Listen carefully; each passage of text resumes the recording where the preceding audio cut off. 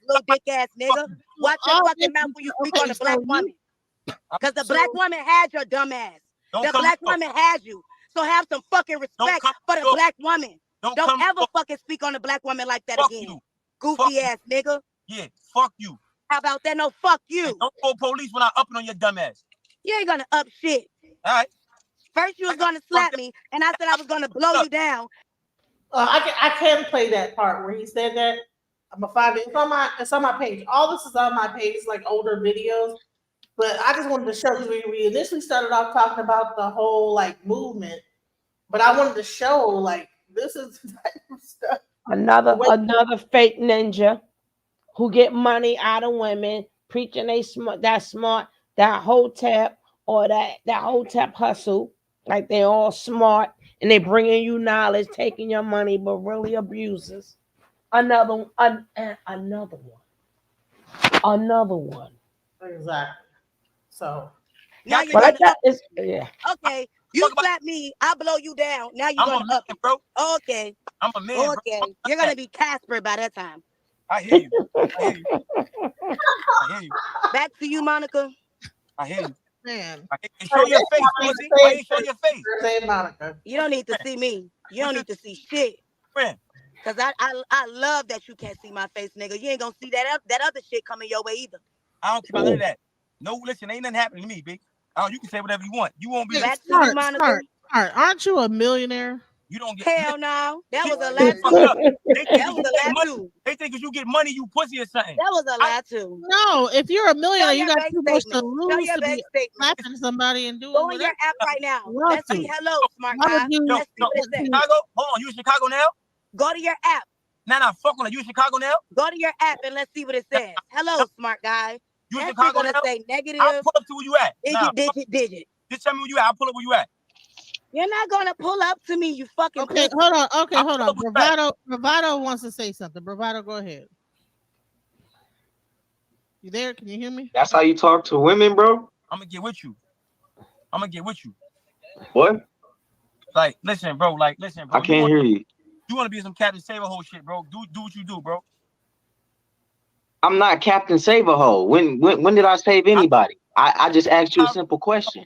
Yo, homie, I don't tolerate no disrespect from nobody, bro. So before you come on here trying to defend Shorty, mind your business, bro. They got nothing to do with you. Yeah, but I get you. Look, I don't tolerate disrespect for women either, but I don't threaten women. I have another woman do that, but threatening women online, like, fuck all that. What do we get out of this, bro? I'm gonna tell you, listen, bro. Look.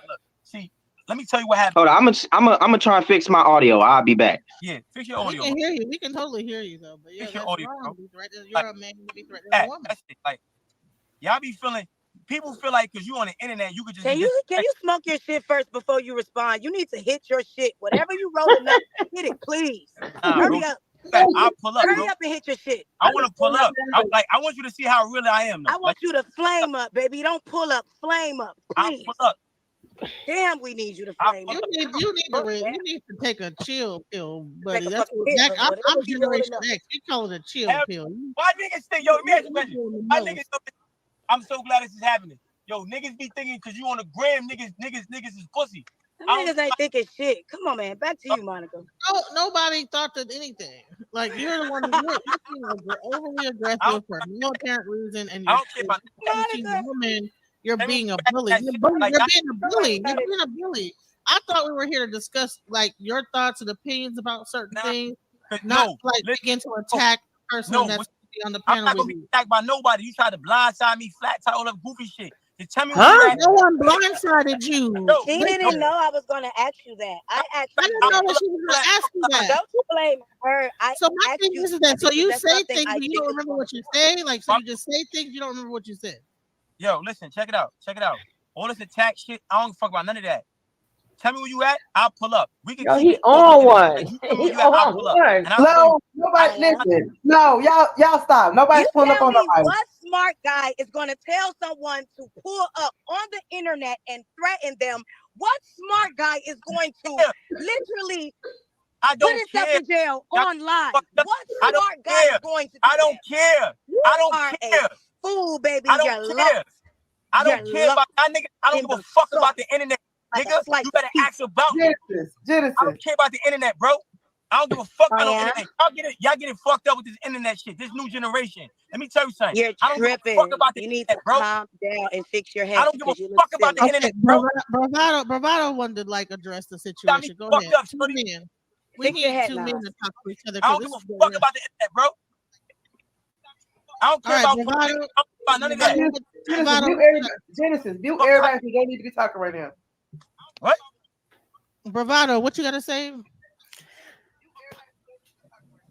I just want to know, man to man, like it. I just want to know, man to man, like this, what we do. Is this it? Bro, listen, bro. You all this Captain Save a whole shit, buddy. I don't care about none of that. I don't tolerate disrespect, bro. I don't know what you understand and what you not understanding, homie. I don't tolerate disrespect. People feel they can talk to you how they want to talk to you and then say indirect shit. I'm not with none of that, homie. You don't know me. I don't know you. I get busy. Do your research on me. I beat niggas up. I fuck niggas up. I don't care about all this extra. People feel like because I'm on the internet talking powerful shit, I'm pussy and you can just run over me. Oh, you ain't a man for threat. You just say, yo, you have bring a shorty with you. It's smoke. All this other shit. My nigga, keep it on that. You ain't gonna just. I'm not one of them. I'm not no bluffing ass nigga, bro. Bring a female, because I'm not gonna sit here and talk crazy with no nigga. But you bring a bitch, she getting beat up. And bring your Do your niggas. research Ain't on nobody me. fight. I knock bitches Ain't out for nobody fun. fighting dummy. Ain't nobody Do your fighting dummy. research on me. I don't I care. knock bitches out for Wait. fun. So how do we solve the issues in the black community right now? Bro, he don't know how to talk to women. He don't know how to respect women. All he do is put women down. Black women this, black women that, black women this, Right. What black happened women to that. That's so all this he is fucking why do. we can't get along. Where you That's at? all he do. Hey, Fuck listen, you. this is what I it don't goes care to. from. Tell me where you at. I'm gonna pull up. All that other shit is a rap. Wow. That shit is up. Yeah. That's it. You saying tell me where You you in at. Chicago? Isn't that like abusive Say it though? again. So you're I can Are get you to in Chicago. Chicago? I can get to Chicago too. Okay, all right. Let me know when you're in Chicago. What part You of want my Chicago? number? You want my number? Say it again. You want my number? Give me your number right now. I'll call you right now. I'm gonna put my number in Why the do you chat. You want? Why text do me you when want you're her here. number? No, don't give her your. Don't give her your. No, don't give him your What's number. the number? No, I'm putting my number in the chat. Here you go. You can just say the number. No, Why I'm would not she gonna say say it her on live. number My for number's everybody in the to have her chat. number? That's crazy. Check the That's chat. ridiculous. My number's in the chat, baby. You hit me up when you in Chicago, and we're done. We're done talking. My number's in the chat. You hit me up when you in Chicago. Yo, he calling it number. That's me. And that's me. You got my number now. I just called you. I think so. I got you. So your name's Kevin, huh? Y'all fixing to meet each other up to like Is what? it Kevin? Is that Kevin? They're That's gonna you? start talking after this. Hey, Kevin. All right, I got you, Kevin. I think that y'all really like each other. Sonetta, thank you, I Sonetta. got you, Kevin. Did you see Sonetta, that thank shit, you. Oh fool? my God, Sonetta, we need an older man to talk to You this see that situation. shit, Go ahead, fool? Sonetta. They don't call each other. Like, fuck out of here. Yeah. Fuck it. Kevin. I don't like Back that. to you, Kevin. Sonetta. Yes, peace to the panel, peace to everybody. Peace to you, brother. Yes, how y'all doing? What's happening? We doing good. We doing as good as we could be. Good. Yes. All Why right. you smiling now, listening. smart guy? This panel got out of control because what happened is I played an audio that he played, and he talked about women, and she had seen a prior video that he said that black women are flat tires, right? So she questioned him on that because he didn't remember he had said that in a prior video that she watched a video. And she questioned him. Now you lying. You Sonetta, they blindsided me. She sent me questions you're supposed to talk about, right? And she said, That's look, questions I was supposed to ask. Now. But there's extra people on the panel. She said, yo, You we're see gonna you talk about smiling, this. right, little bitch? When he said it, right? And we're gonna review it. Nobody say nothing. My mic is muted. I ain't say nothing. Somebody jump out the window. I just want y'all to know he's talking to his mother, y'all. And then, like, first of all, people already started ad-libbing, so they already went left from Rick. Then First of all, the person that said that was about a in the flat tire, and then you talking some shit like I'm pussy or something because you see me on the internet. All right, cool. It's not changing. Fuck you. I don't care about Chicago. Fuck where you from. And when I pull up, don't be on no funny police scared to play. And this is my recollection of things. When I came in, I made a comment and said that I'm a jade of all trades, and he laughed and agreed, and everything was fine and dandy until I asked him, why did you call the black woman a flat tire? We not on laughing town. It was nothing to talk about. No it. That's all. I'm gonna slap the shit So out. you're not gonna slap shit. You're gonna slap your dick tonight. thinking about me, nigga, watching porn. Hey, That's yo, what the yo, fuck you yo, hold on. Is this the panel for the?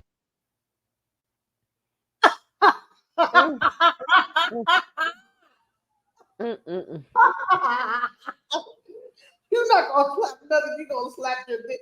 Man.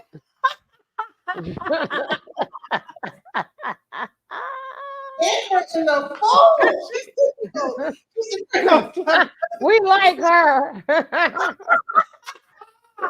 She said, she said, you slap me, you gonna meet Jesus.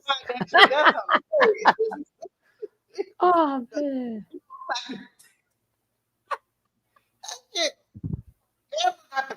Play what he said, right? And we're gonna review it. Nobody say nothing. My mic is muted. I ain't say nothing. Somebody jump out the window. I just want y'all to know he's talking to his mother, y'all. And then, like, first of all, people already started ad-libbing, so they already went left from Rip. The person that said that was about a flat tire, and then you talking some shit like I'm pussy or something because you see me on the internet. All right, cool. It's not changing. Fuck you. I don't care about Chicago.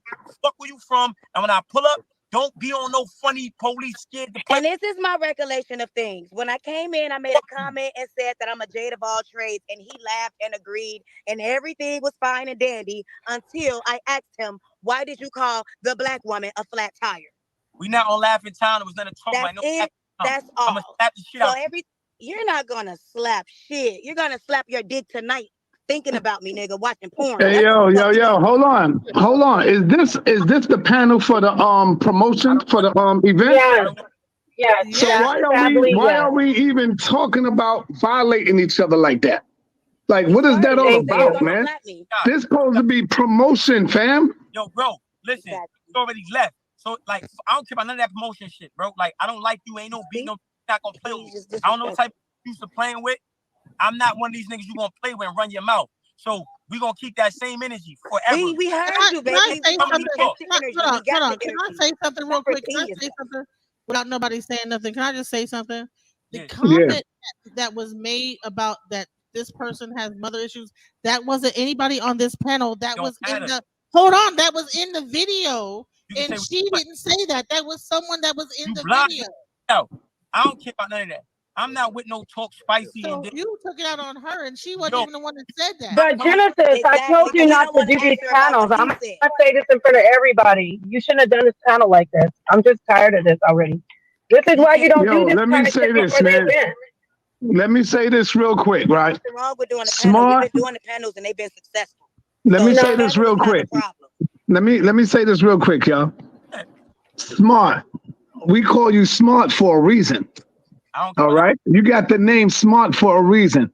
Smart is not going to do nothing to you, sister. When he pull up, he's going to go in there, he's going to do a show, and we're going to make it back home peacefully.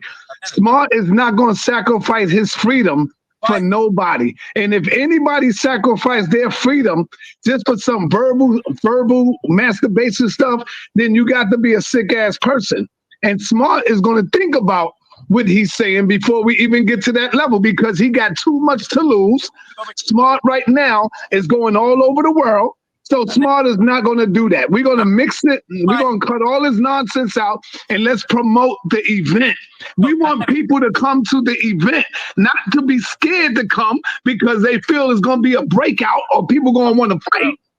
I've been doing it for a long time. And when people get feared, like, oh man, something going to break out, I don't want to go to that. This is some nigga mess that we going to.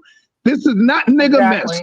We going to an event to educate the minds of the people. That's what it's all about. Yo, I'm not Martin Luther King. Let me say this, Anetta, because I got respect for you, right? And I fuck with you, bro. I'm not on no Martin Luther King peace talk. Ain't nobody going to threaten me and do. I'm not with none of that. If you didn't threaten. Shit with me, you gonna get shot. If you run up on me, I'm hurting. Oh my God. I don't care about no brand. Bro, this is crazy. I don't care. But look, a female on the internet though. Female or not, let me tell you something, brother Bravado. But on the internet though. What you said? But on the internet though. I don't give a fuck about no internet, bro. And you're a millionaire. That's what I'm saying though. We saying the same thing. Yo, bro, listen. You know what I mean? Listen, let me tell you crazy. something, bro. You know how many black men get killed in the hood because they play with females and think females? I don't care about none of that. Fuck that. I'm from Milwaukee, Wisconsin, bro. You can't tell me nothing about the hood, brother. instigate nothing with me. I don't give a fuck. You from Chicago? I don't care about no back door. I don't care about none of that. They Yeah, okay. Can somebody mute him? Like, I've had enough of this nigga. Shut up. never coming to New York. Keep that same energy. I will come to New York in the morning. Shut the fuck up. Senator, you see how ratchet this is? Now, who's the sister talking? Bro. Amber, because he done disrespected me. And if ain't nobody Amber, you going to be on the panel? You going to be on the panel as well, Amber? I don't have to be if he's going to be disrespecting No. I'm asking you because I don't know. I'm thinking you're going to be on the panel, right? That's why I'm here. But come on, y'all. We gotta mix this in the butt, man. We doing this for our sister, Monique. Monique ain't call us all together to do nigga shit. She could have went out there on the corner and got niggas smoking weed, doing this shit. We trying to raise the level up, man. We're not trying to go down in vibration. Come on, man. We got to be a little wiser than we do what we doing now, because we doing a show for the people. And if the people see nigga mess, I'll keep telling you, Smart. You got too much going for yourself right now. You know what, Smart? I'm gonna tell you something about this internet. Listen to me, brother. I'm trying to tell you something. People, listen to me, brother. You do not want to mess up your character or your credibility. People will take snippets and put this out there. Smart, you're not listening to me. Let me tell you something, Sonetta. I'm God-made. I'm not man-made. I don't give a fuck about the internet. People did that before. I don't care about the LGBTQ. I don't care about none of that shit. I'm not letting nobody disrespect me and talk crazy. I don't give a fuck about the internet. My money is made off the internet. Ain't none of this shit stopping my motion. Shorty talk crazy. Keep that energy. My energy don't change. You ain't gonna say fuck me and then come back. I'm not with none of that. You might. Okay, can we move on? We understood. Can we move on? I'm gonna slap the shit out you. And whoever with no, you, you're not. Flashing on. And you're not. You're not gonna touch anybody. Yo, nah, cute. No, you ain't gonna do that. So just stop. What's your Instagram? Smart. Stop, man. MSAMBERALI. Hey, what is it? Put this on Oh my What's your God. Instagram? But why do you want to find her, brother? Why? Why are you looking to stalk her? You said you're a millionaire and a teacher. I'm telling y'all, he wants to do some things tonight and think about. Anyway, obviously this didn't work out, Genesis. So is there anything else? I never tried to calm it down. Yeah. Smart ain't gonna do nothing, man. Everybody emotions just up, man. You're gonna be good, man. Put your gram in the chat. But this is what happens when you're promoting an event. You don't trigger people. So, and I'm not saying Amber or Smart Guy. I'm just saying you don't put out shit to where people beat you. Wait till the event. I've been saying that, and now people are triggered. We needed this to happen on the day of, and we needed to just do individual stuff. So hopefully the brother and the sister will calm down, and we'll just get back on track. And just think about it. Like, nobody needs to slap anybody or kill anybody. On the day of, somebody would have ended up seriously hurt. Like, Nobody was gonna get killed on the day of. Okay. No, I'm not thinking. You're right. I don't know why. I'm even trying to mediate. Y'all are older. You're right. Y'all not still out here fighting. I'm not that much older. When I was in my 30s, wait, Amber, when I was in my 30s, I had a multi-million-dollar business, and I never talked like this on the internet in my 30s. I never told men I'm going to shoot them. I never talked about the size of their penis. We have to take responsibility for ourselves as well. You're trying to build your business and your brand, but you're arguing back and forth with this guy. You're not me. Different. I obviously am not you, because if I was building my business, if you sis, I'm all right. telling you. Calm it down, y'all. I know. Come on, y'all. We should be promoting the event. Sonetter, this is how it's been. It's just been those two. You try to speak, and then either he'll get mad or she'll get mad.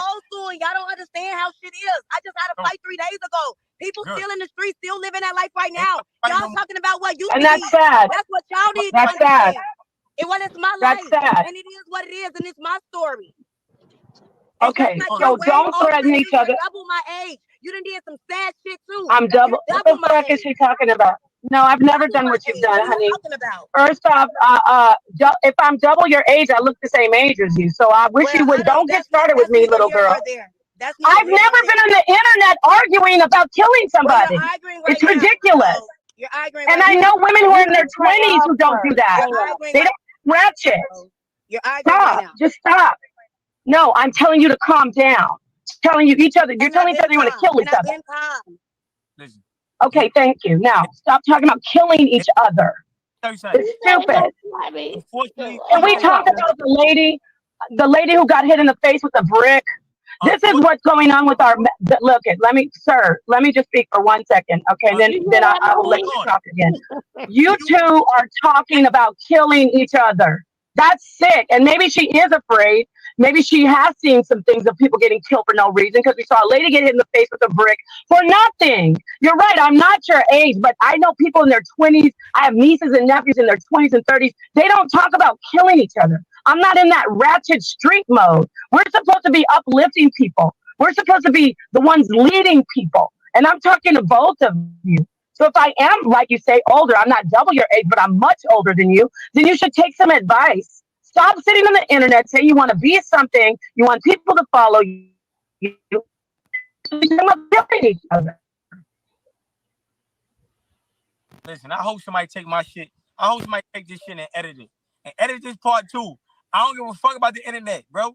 I hope somebody edit that part 2. I don't give a fuck. See, people get me fucked up. I don't care. Listen, you know I learned from Malcolm X. I learned from Martin Luther King. You try to play peace with animals, they're going to dog you out. I don't play with my life. I don't play about nothing. I don't care about who you is. I found your page. You a little skinny, dark-skinned black joint. Yeah, we're going to keep that same energy. Now I know what you look like. Fuck out of here. Fuck out of here, bro. We're going to keep that same energy, though. Right. And y'all talking about, oh, I've never been on the internet arguing about killing somebody, but somebody's going to keep threatening me. Yeah, whatever. That's delusional. Nigga, say I care about your not coming to you being violated. Fuck out of here. Somebody edit that shit too. Fuck out of here. Nah, cause you not coming to New York and you play with me if you want. I don't get Okay, are you done? You know what? I'm gonna say this. Like I'm not doing this. It's ridiculous. That shit is crazy. Hey, Madera. That shit's fucking crazy. I might just end up canceling this whole event and just calling it all loss. You know what I'm saying? That's just sad. You know what I'm saying? That's a goddamn shame. That's a goddamn shame. I'm gonna just cancel this shit. Fuck it. All right. Thank you, smart guy, for joining the panel. Thank you for your time and have a good night. All right, guys.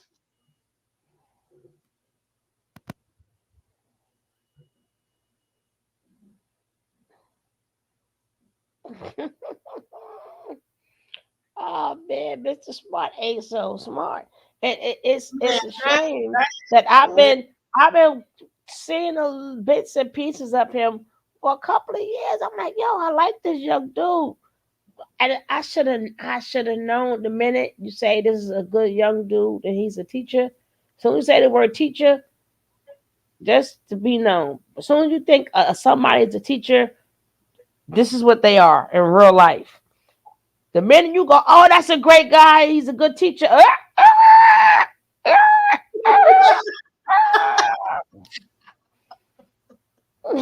I was laughing. I was like, you heard that, Monique? Monique, did you hear that?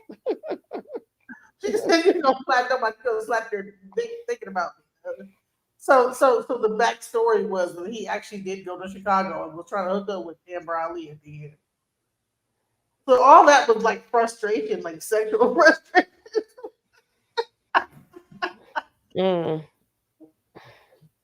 So all that was really like trying to get her number, get her thing, get her all hyped up, and then like, you know, he actually ended up in Chicago like the next like couple days later and trying to link up with her and hook up with her. Ain't that crazy? No, he would have got popped. No, I'm not for play.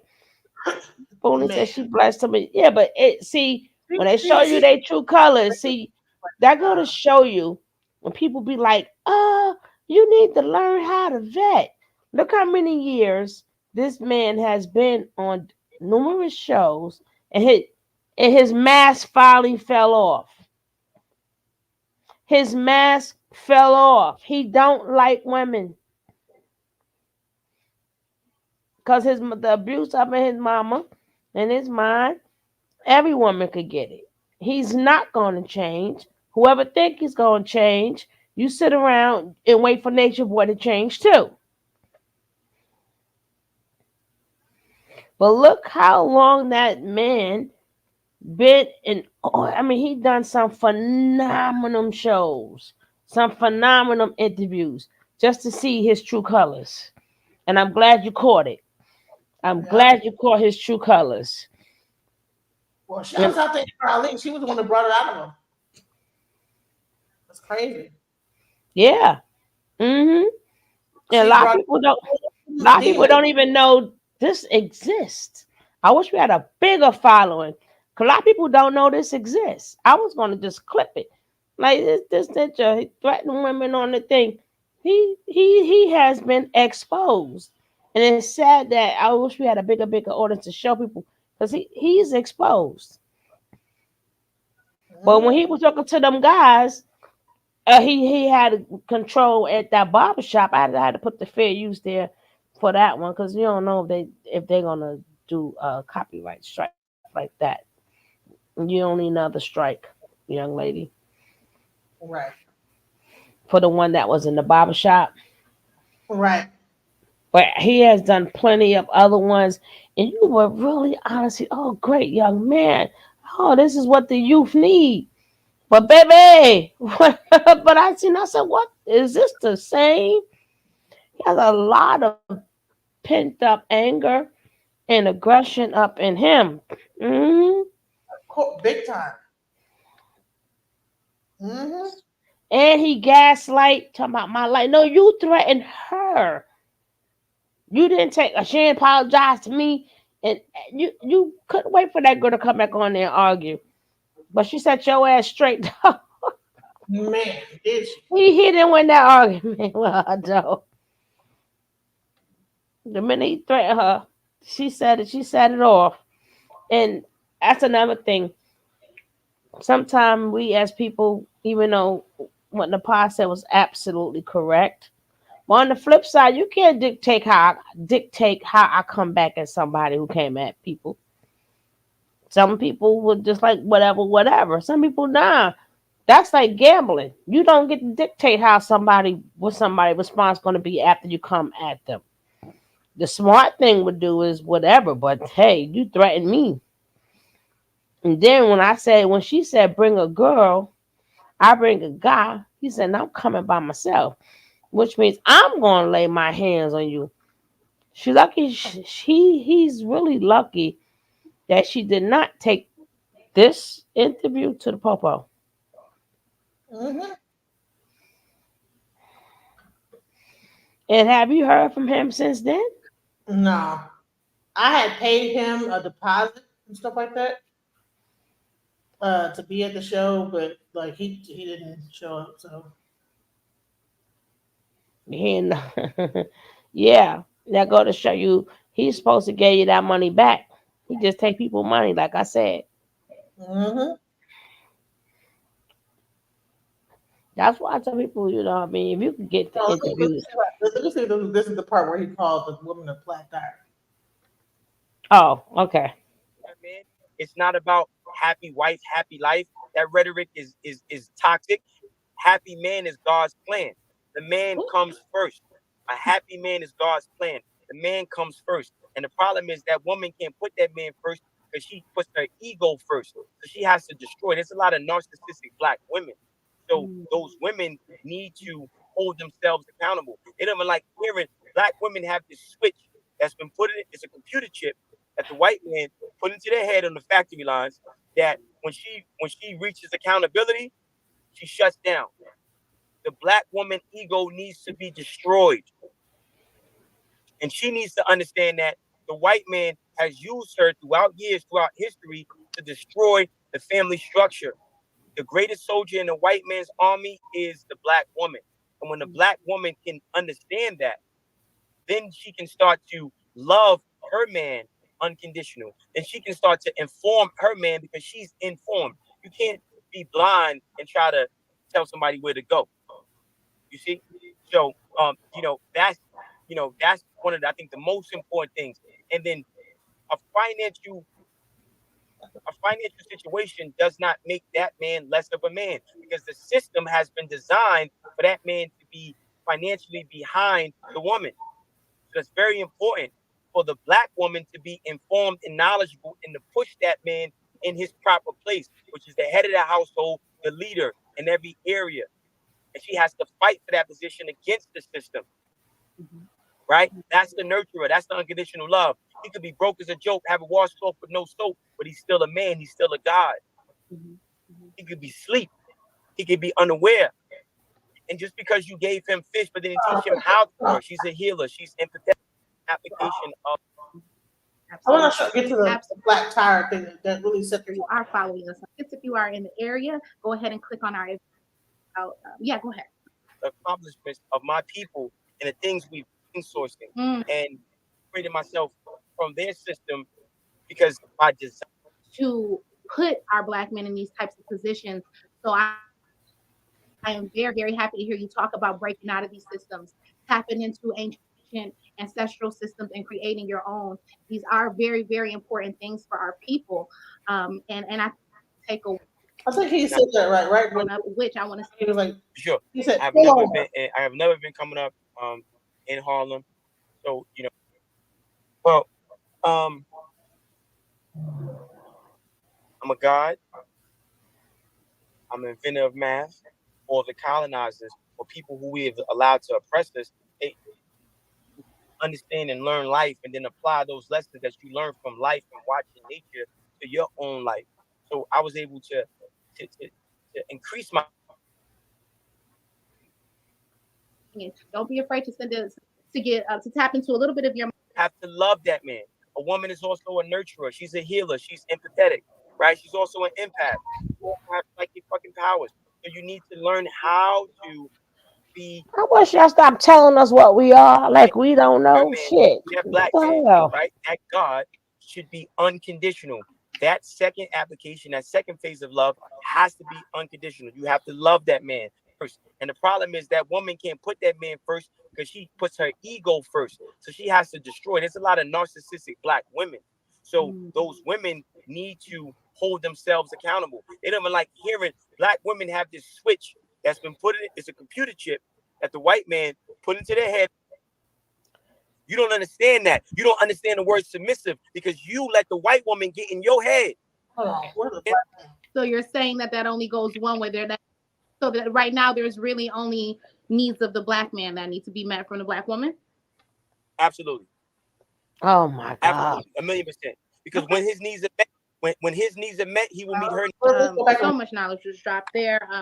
And I want to talk to you a little bit about what you were saying about. Yeah, you're a computer chip girl. That the black man they need. I want to. Feel they're not getting from the black woman as well as vice versa. You know, I want to keep it even in the same. Should have put a stamp there. The question is, what are some of the Hold things? on. It's not about keeping it even. No. This is one-sided, and it's been one-sided for a long time. So we're trying to get it to where it's even. Right now, it's uneven. So we have to put that woman. That's why I said her ego has to go somewhere. She has to say, no, let's make it about, no, we're going to make it about, let's hold the black woman accountable. This is what she needs to give him. Okay? So, and we talk about, this is why. Go down the freak neck. Say it again? You better go down the freak neck, ninja. But it hasn't been the other way around. Black men have met those needs and still been overlooked, still been shitted on, etc., etc. The black woman needs to put the black man first. Protect the black man at all costs. Love the black man at all costs. Uplift, worship this black man at all costs. For what? Y'all ain't did nothing. It's 2024. Y'all ain't did Happy shit. man is God's plan. It ain't about you, boo-boo. It's about me.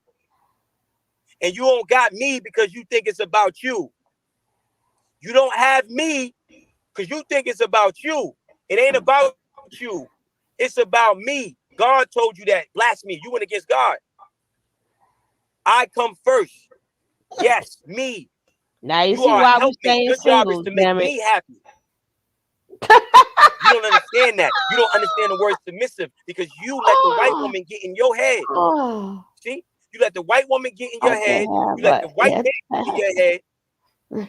So when you can pull your soul out of the hands of that puppet master and finally look up in the sky and see some pale Michael Jackson bleached hands hole in your spirit, you can cut the strings loose and say, baby, I'm coming home, baby. I'm bowing to you. And use you being submissive. I will make sure you're protected, maintained, and provided for. See? Because you're playing your position. Oh. Okay. All right. Thank Oh you. I my God. completely understand. Now, what role You should have I hear timestamped the tire thing. Right? So my focus is not on, I understand who I am and I understand who we are, even if some of us don't know who we are. So it's tough to digest. Some of these things are not palpable because we've been taught to eat a different type of food for thought for so many years. That part of the image that you're created in God is the neuromelanin inside your brain. You might be like, what the fuck is this nigga? Well, that's in our culture. So again, we talk about my viewpoints. I am. That's what my viewpoint is. I am. If you know what I am means, hey man, I'm not here to tell you who you are. Us in God, and we have to establish our relationship with our Father between us and our Father. Jesus is over. I'm not here singing Negro spirituals. I'm like, okay, you told me I'm a God. I'm doing what gods do. Together and just really is intact. We have to know how to just coexist, black man and black woman, before we start worrying about people ain't even getting married. Everybody talking about polygamy. Sisters ain't out here getting married. People ain't. I do not. You ain't hearing no I do. You're hearing a lot of I do nots of what you don't understand. The black woman does not understand the black man. She doesn't even know him. So you can't even celebrate them. You just barely you can never celebrate them. You're barely even tolerating them. So what is going on? We're not dealing with your asses. Thank you. Like who am I? It's a vibration. You will bring to you what you are and what you want. But if you don't know what it is that you want, you don't know what you want. I want to be married. No, you do not. You don't even know what love is. You don't even love yourself. So you're not on the frequency or vibration of love. So you're not attracting love because you don't love yourself and you don't even know. Important thing was non-sexual intimacy. These are all amazing, actual, tangible things that you think that we should be doing to better these things, because that is something that's very important to me as a Black woman. I really feel deeply about a lot of the things that you say as far as the state of the Black man in the current state of our relationship with the Black man as Black women. And as a Black woman, it is important for me that we work on that we work on changing that. Listen, women, stop it better, because if stop not, sucking up to these men. What are we really here to do? So another question I want to ask, one last question in this arena, and then I want to cross over and talk a little bit about your artistry, because you are an artist and I want to get into that as well. My last question here is about, you mentioned something earlier in the show about how, one of the biggest weapons the white man has is the Black woman. So I want to ask you a little bit about that, about, how much of the issues that Black women and men have do you attribute to the influence, the outside influences of our society? Every single one. I think that's important to say, because I just want to make sure that people are clear here, because I don't think that you are necessarily blaming a lot of things on the Black woman. I think you are identifying that there are other powers that be, there are other things that are in play that have affected the Black woman, and I just want to highlight that. No, listen, but we gotta stop. Listen, see, Black women don't want to be. Let me address this big funky elephant in the room. Okay, I'm blaming Black women for their lack of application of knowledge, due diligence, and being studious. I blame Black women for their lack of due diligence. Not all of them, but most of them, especially in our culture. You're being used, and you acting like you don't know you're being used. So you don't know it's easier for a Black woman to find how. Blaming Black women. Yes, I said it. Yeah, Look, fix your credit, homie. Black women don't want to be held accountable. Let me go. Okay. No. He gonna tell me more. See, we don't understand. Like a lot of times, flow right. Because I want to get this point up before we just. I want to get this point up because it's important. Okay, so let's be clear. Stop the car. I'm like, are they pulled on the side of the highway? Like, what is it really there? So black women don't want to be held accountable. That is a problem. That is a problem. They don't want to be held accountable. The black woman ego has to be destroyed. This is the problem. I am blaming black women. Yes, I said it. Yeah, let me say it. Let me address this big funky elephant in the room. Okay? I'm blaming black women for their lack of application of knowledge, due diligence, and being studious. I blame black women for their lack of due diligence. Not all of them, but most of them, especially in our culture. You're being used and you acting like you don't know you're being used. So you don't know it's easier for a black woman to find housing than it is for a black man to find housing. Let's talk about it. You don't know it's easier for a black woman to get employment than a black man. This is the system is designed. You don't know. So we years taking ago, your they jobs said if too? you want to get welfare or get Section 8, you can have it, but the black man can't be in the house. Well, So you got a lot of displaced brothers in broken homes just put because. your name on the Do list, you know brother. they got rid of factory jobs? Do you know that black men used to be the head of the household, but why are they not the head of the household? Because you can't afford the Do you rent. know that the Willie Lynch, how they programmed the minds of the slave, they made the black woman hyper-masculated and non-dependent on the black man, embarrassed that black That's how man, the welfare system got there, because you couldn't pay the rent, damn it. sodomized that black man in front of that black woman, so she could not have respect and value for that black man, and then raped her, and then put the fear of God in that black man, and he did nothing, and then so she's been conditioned for years to not want anything to do with a black man other than physicality and sex and breeding. This has been a program for over 400 years that black women have been under. Whoa. So I'm blaming them. Yes, I blame black women for their ignorance, unawareness, ego, lack of intelligence. Not all, but a lot of them.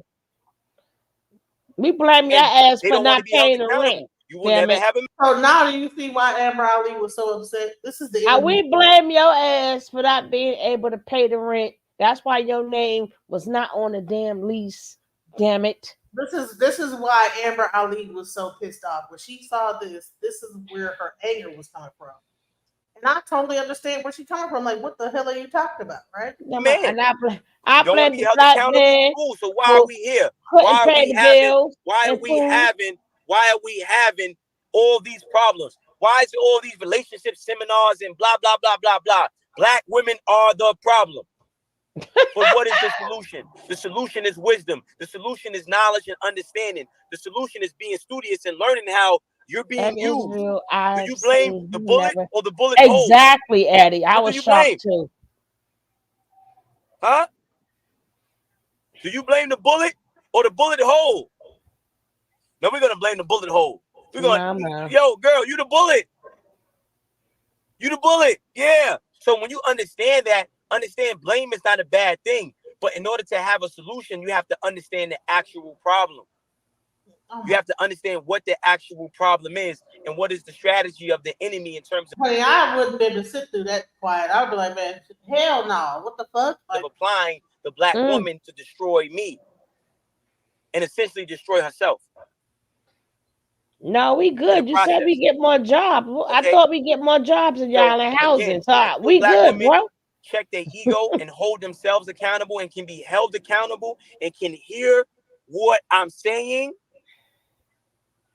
I just said that you're being used. So yes, you're the blame. It's not about people here blame and they can't even take it because it's ego. If you got 4 tires and your tire and your front right tire needs to be filled up, and in the car, when you drive and the car is leaning this way, what tire do you blame? You blame the driver for not filling the tire, bro. I'm asking you. Okay. I'm gonna blame the tire that's flat. Exactly. Black women are flat tires. He said black. Oh, rewind that part. He said black women are the flat tires. Oh, gloves are out, fool. The gloves are I'm gonna blame the tire that's flat. Exactly. Black women are flat tires. All right, go back. If you got 4 tires and your tire and your front right tire needs to be filled up, and in the car, when you drive and the car is leaning this way, what tire do you blame?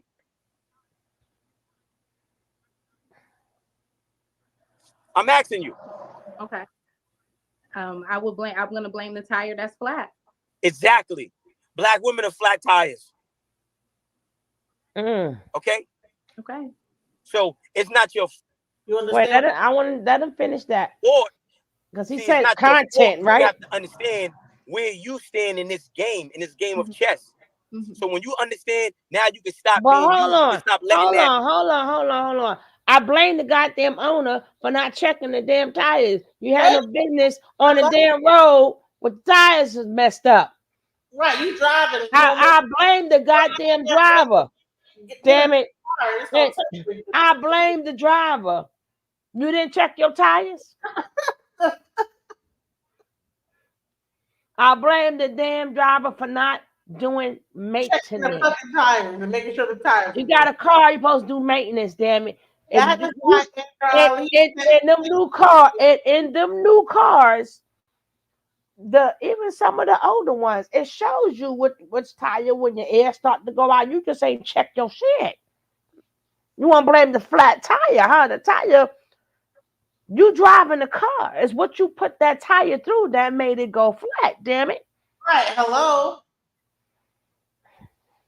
Oh, what did you put that tire through? You don't even know where you're driving it. So gonna blame like the tire drives itself, right?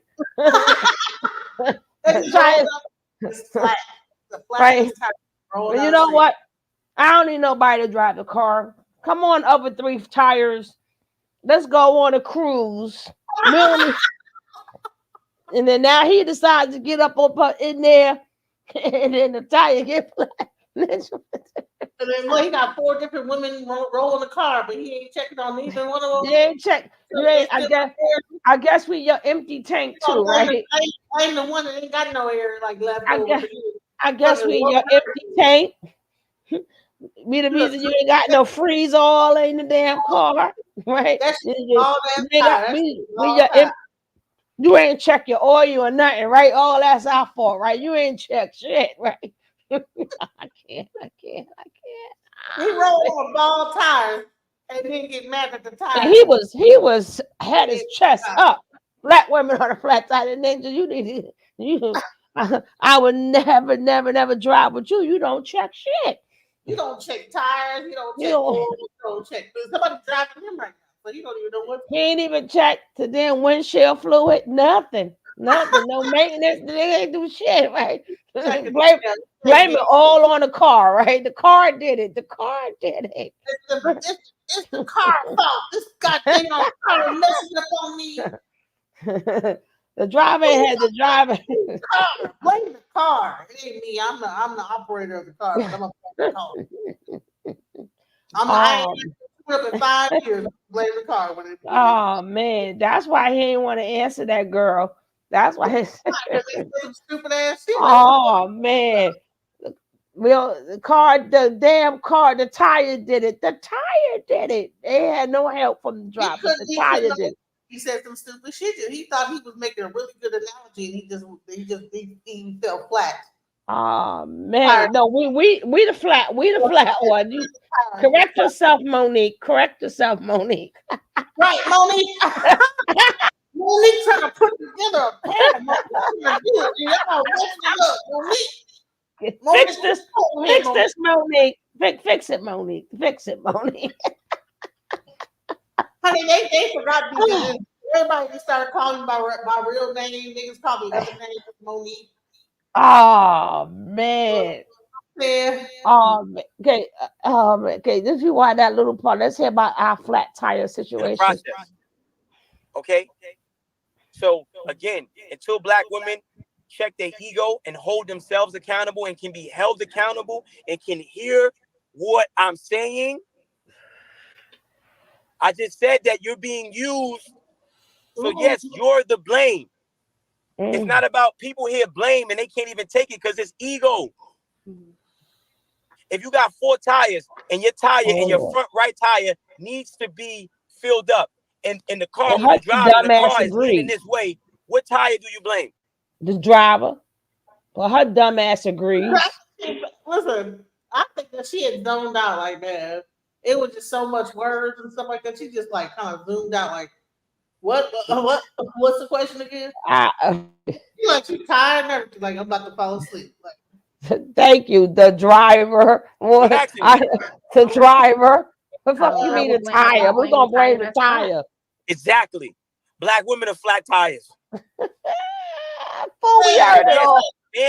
Understand, blame is not a bad thing. We heard it all. In order to have a solution, you have to understand the actual problem. You have to understand what the actual problem is and what is the strategy of the enemy in terms of applying the black woman to destroy me and essentially destroy herself. Please agree. In the process. Okay?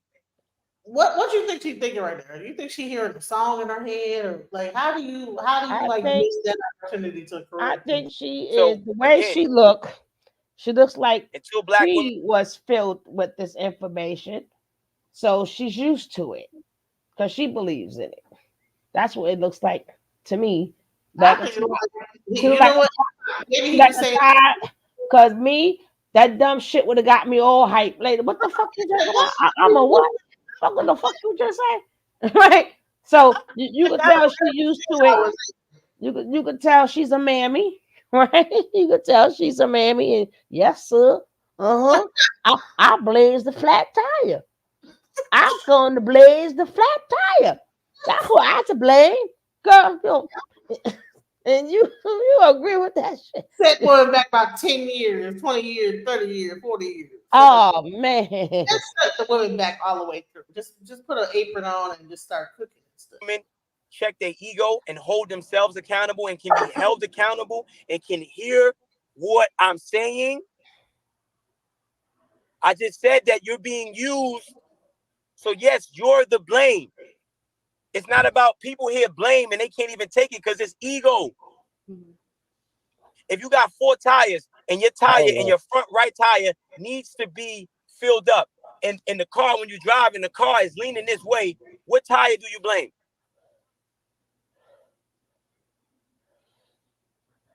I'm asking you. Okay. I'm gonna blame the tire that's flat. Exactly. Black women are flat tires. Okay. Okay.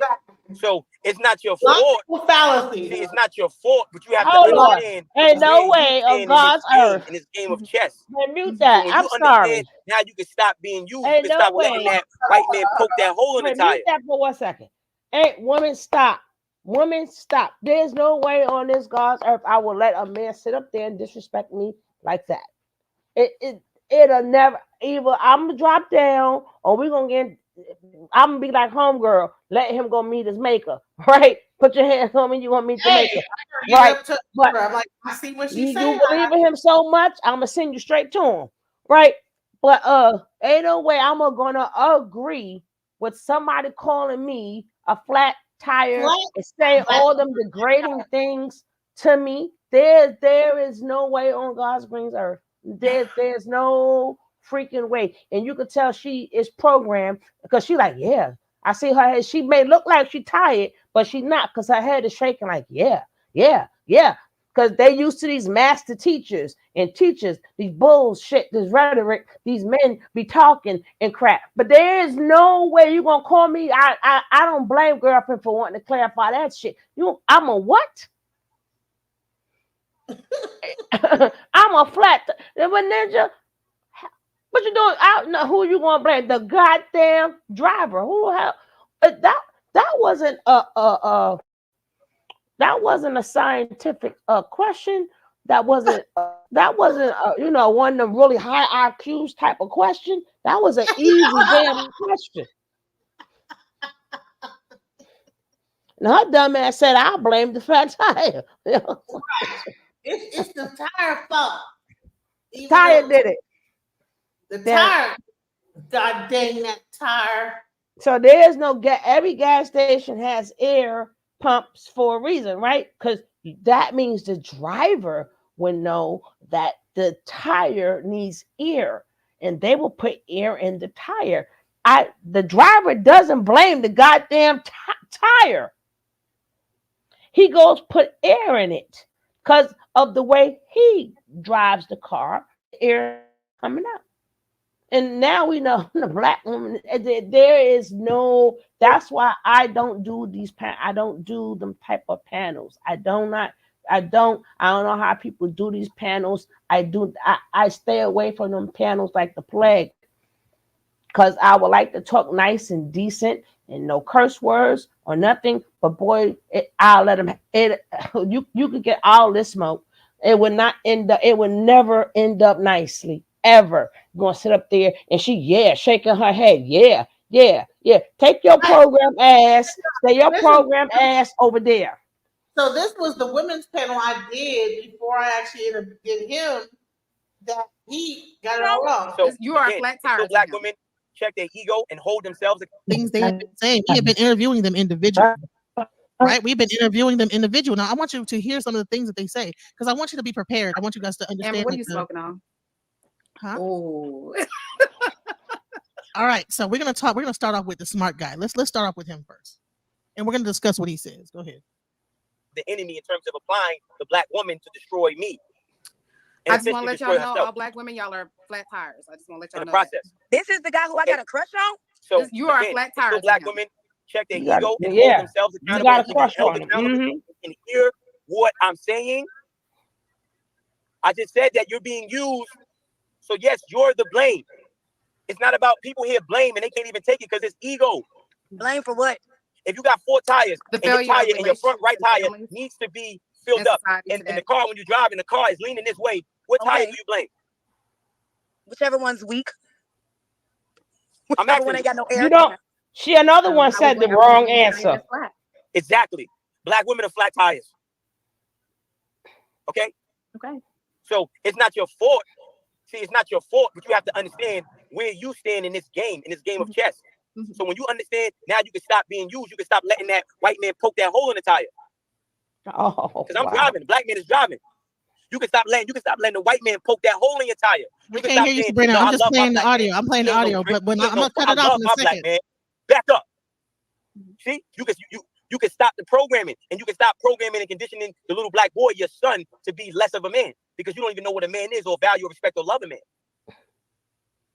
You see? And all this information is in the Willie Lynch letter. But how many black women who hate to be held accountable have ever even read the Willie Lynch letter?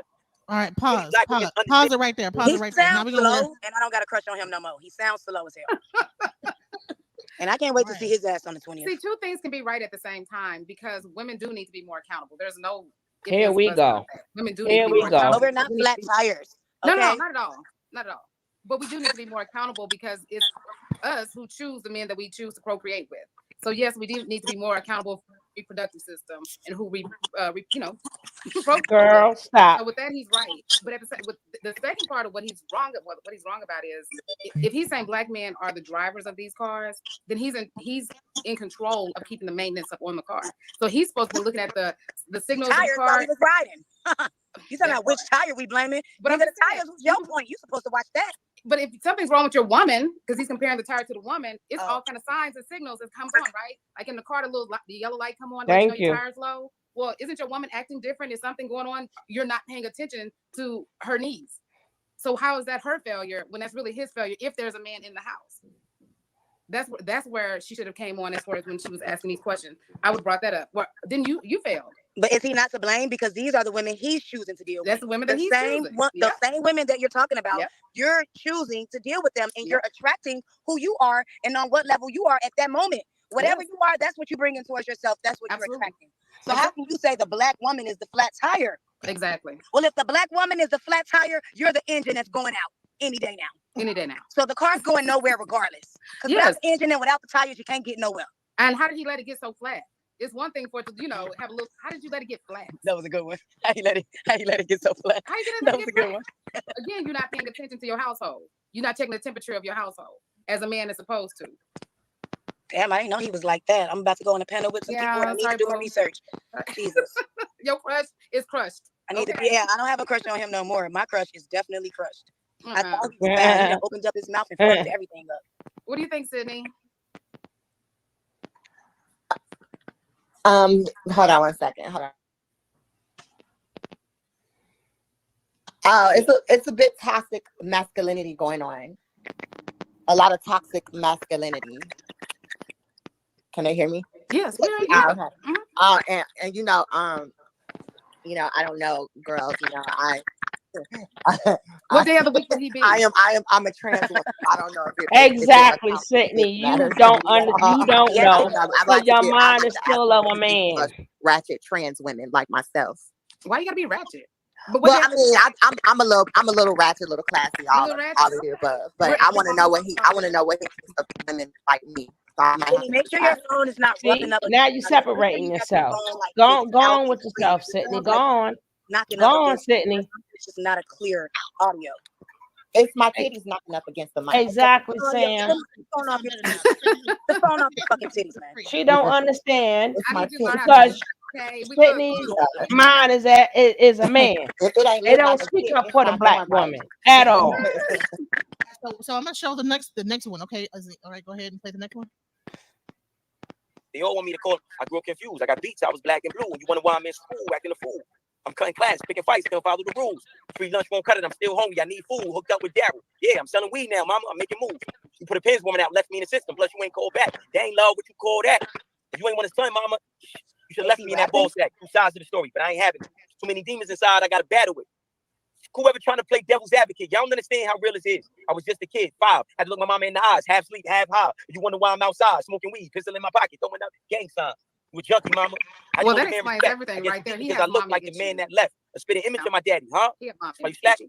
Can And nothing Dad, you ain't never. I mean, so Okay. that'll be Well, like, that explains it I'm all. just, whatever I go through in my life, I put in my music. Whatever I went through in my life, I put in my music, and then I try to find solutions to the problems I had, and the solutions I gained over time dealing with the problems I had, and sharing with my listeners, so I could be their wet floor sign in my music and help He's so them mad avoid at women, pain, though. struggle, and strife. Because he got mama issues. Exactly. Man, because his dad wasn't there. So So you accessing healing through your music allows you to help others heal. Yeah, no. All right, stop it Me right there. Listen, sharing- stop it right there. So that right there is what set him off. Is that she said he got mama issues. Go to She ain't 45. asking him the right fucking questions. He need a hug. Go to 4532, Azine. Go to 4532. Because I really want to talk Matt about God what he was says right here. abused by his mom, so now he's mentally They scared all want me to call. about I grew women. up confused. I got beats. I was black and blue. He's You wonder why I'm so in he's not 32. traumatized. Let me see. So the Genesis, so can I ask now you a question? May I he ask you a became question? the victimizer now. Go ahead. So So maybe we could get him up here, or at least contact him on the phone. I've tried to. You know what I'm saying? I've been trying. Hold on. Let me just. I want to bring this one thing up. Hold on. Let me present it real quick. I want to show this because. But you know what? That's for the conversation y'all have together is going to be for the show, right? But I want to be That's able what I'm to. saying. Let's save that for the 20th because I don't even want. This is like too good. He got a lot to say, and I feel like we just need to hear it on the 20th so we can attack it one by one. Let's not let the cat out the bag here. I agree. And then now that I hear more of, Glad I didn't do that. Mm. The fuck? I'm glad I let that out on the panel because if that nigga would have said all that and got that hype in person, where he's come from, I really sympathize with him because he's broken, he's hurt. So instead of coming at, looking at him like, oh, okay, he's talking, well, he is having toxic behavior, but bad behavior comes from somewhere. Now we know where. So it's like, And where it come from and what he do to other people, 2 different things. I'm sick of that shit too. In that case, free Nature Boy. Free Nature Boy then. Let him finish terrorizing every damn body. Fuck out of here. All right, let's talk about. Okay, I'll play right here. You being used. So you don't know it's easier. Right. They don't want to be held accountable. The black woman ego has to be destroyed. This is the problem. I am blaming black women. Yes, I said it. Yeah, let me say it. Let me address this big funky elephant in the room. Okay, I'm blaming black women for their lack of application of knowledge, due diligence, and being studious. I blame black women for their lack of due diligence. Not all of them, but most of them, especially in our culture. You're being used, and you acting like you don't know you're being used. When he's talking, I want y'all to know he's talking to his mom. Housing, it is for black He's men. really talking to his mom. Let's talk about it. You But don't know he's it's talking to all easier women, for but he's a talking black to his woman to get mom. employment than a black man. This is the system is designed. You don't know years ago they said if you want to get welfare or get Section 8, you can have it, but the black man can't be in the house. Oh my! You got a lot of We black know brothers that and broken though. homes We know that. because We know that. do you know they got What's rid the of factory jobs? to the climax? Do you know that black men used to be the head of the You houshole? know the black Why man are can't they not pay the the head of the rent. household? Huh? Do you know that the Willie Lynch, how they programmed the minds of the slaves, they made the black You're woman not head of the household because you can't pay the damn rent. And it's not his apartment, it's hers. Beat him, sexually Men want to be head of a household of a household that's not theirs. For that black man, and then raped her. Pay your and then rent. put the fear of God in that black man, and he did nothing. And then Wait, say it again. Men want to be head of a household that's not theirs. Here we go. Because if any man that goes to get an apartment and he pays his rent, his name is on the lease. That will make him the head of the household. They want to live up off these women, and the household is already the women. They figure they're gonna come in as the man and be head of the household, which is not theirs. In that case, go put your name, go on to the management, or pay all the mortgage. If I got a house already, you pay all the mortgage, all right? And then now you become head of it. Y'all don't do nothing to make yourself head of the household. Men who have their own apartments or houses are head of the household. You cannot walk into something that's you did not contribute to and want to be head of the damn household. I don't think so. They always tell half truths. Put the StreamYard in. Nobody cannot sit up there. Nobody cannot sit up there and make you not head of the household. Can't nobody take you unless your name is not on the lease. And a lot of times that took place. It's because at that point, young kids were having babies. And the mama apartment got overcrowded. And then the guy done ran off or whatever. And then she ended up getting her apartment through Section 8 or housing or whatever. And a lot of times they wanted to beat the system.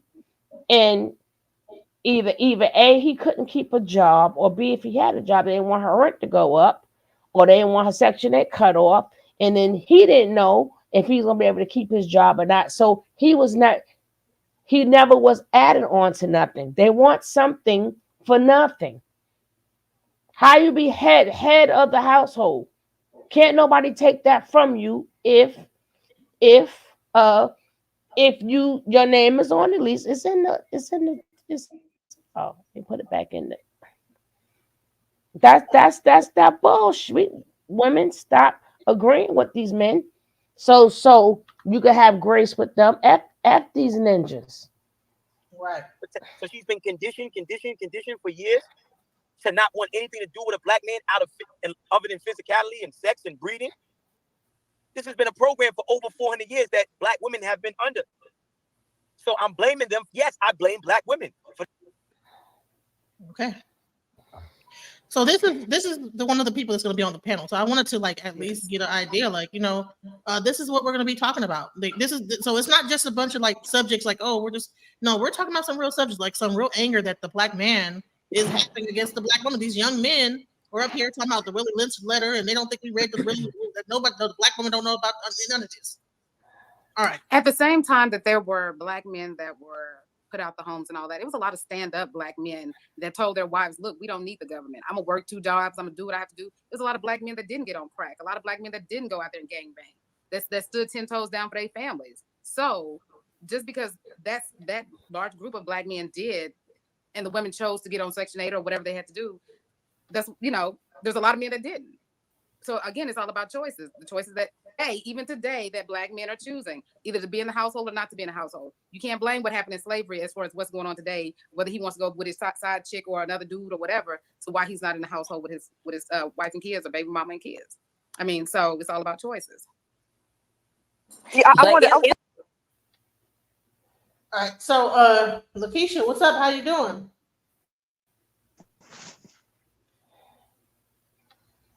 You there, Lakeisha? I'm here. I'm good. And these men, they're just outrageous. It's like, don't threaten me with a good time telling me you don't want me and you done with us women. Good. Go find an island somewhere and you and your pals Y'all just go live on that island. Somewhere in the middle of the ocean. Build you a whole collective in the middle of the ocean. Ain't no way in the world they're going to be able to get along without us. First of all, we can get along without them. Them, on the other hand, no way. Well, now they got that boy pussy, so they done found out how to get it in with each Even other. with that, though, they still won't leave us alone. You got undercover, out of the cover, out of the closet, in the closet, halfway in, halfway out, and they still bothering us. And they still bothering us, and they still unaliving us, and they still damaging us, and they still telling us what we ain't, what we need to be. We don't know if we're coming or going, considering what they trying to tell us. We know we got our head on our shoulders, but they, on the other hand, want to tell us to do this 1 minute, then you're damned if you do, you're damned if you don't. Yeah, just get out of the face. And I love the fact what women are. How you ain't never been a woman? How are you supposed to tell us what we are? I don't get it. That's like me kind of, well, men are logical. I can't say that. I ain't never been a man. I know a lot of logical women. I know a lot of emotional men. So I'm not women. The women are not properly vetting these dudes. Simple. See that is the best excuse to excuse men who wear masks, right? Nobody knew Smart was like this until his mask fell off. A lot of times a man is good up until you start I do. The minute you say I do, he changed, or a man is good to you, either you knocked up. Nobody don't come, well, let me vet them. Sometimes you be with a man for years, and then next thing you know, they can't hold that mask no more. That's why they love bomb you so quick in the beginning. But the real, some of them will get you to fall in love with them. No, that's the problem. Men have a mask. So how you going to vet somebody who, for the first year or so, beautiful, lovely, take care of you, who's like your best friend, your homie, and then the minute something changes, like either you get married or I do or something like that, when the mask fall off, you already in. So how do you vet that? My thing is, it's not a problem when the black man can leech off a black woman. The black woman been taking care of the black man for years. It was never a problem with having Section 8 in. What's the problem now? And then why is it okay? Why would a black man have a problem? If the government has more sense than some of these black women, because the government is saying, if I'm taking care of your kids medically, physically, putting a roof over their head, putting food in their mouth, giving them school supplies, there's no man allowed in that household. There's not a man supposed to be in the household. But that was always so. If there's weird a woman that's allowing a man in that household. That's a form of separation. And to me, I think, that's a form of separation. It's like, oh, I'll help you, but he can't be there. That's a form of separation. Like, why can't? Anyway, though. But we got it. But realistically, we have to be real about where it all started from. It started in the 70s when our men couldn't get jobs, and I mean, we had about 2024. Sam doesn't understand how narcissism works, and I'm not going to. Well, I think go back and forth it's on already that. set in stone. But what I'm saying, it's already, the system has already been designed to keep us down, though. And yet you can get, and yet The system was here. See, black women, please stop. That's why I don't have these conversations. The system was not created for us. They didn't give a damn about giving us no food stamps or welfare or neither helping us out. That's why we had to wait 30-something years before we was able to get it. The Caucasian women got it 30 years before us. Stop thinking it was meant to break us down. They did not create the welfare system to help us black women. Don't stop. They didn't care about us that much. They didn't. It even, I did a lot of shows on this. Even when the black woman in the beginning, for her to even get public assistance, she had to be working. She had to have a job just to get public assistance.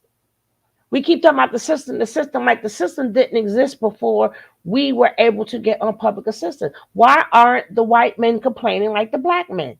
Why aren't white women having the same conversation? They men couldn't be in the house neither.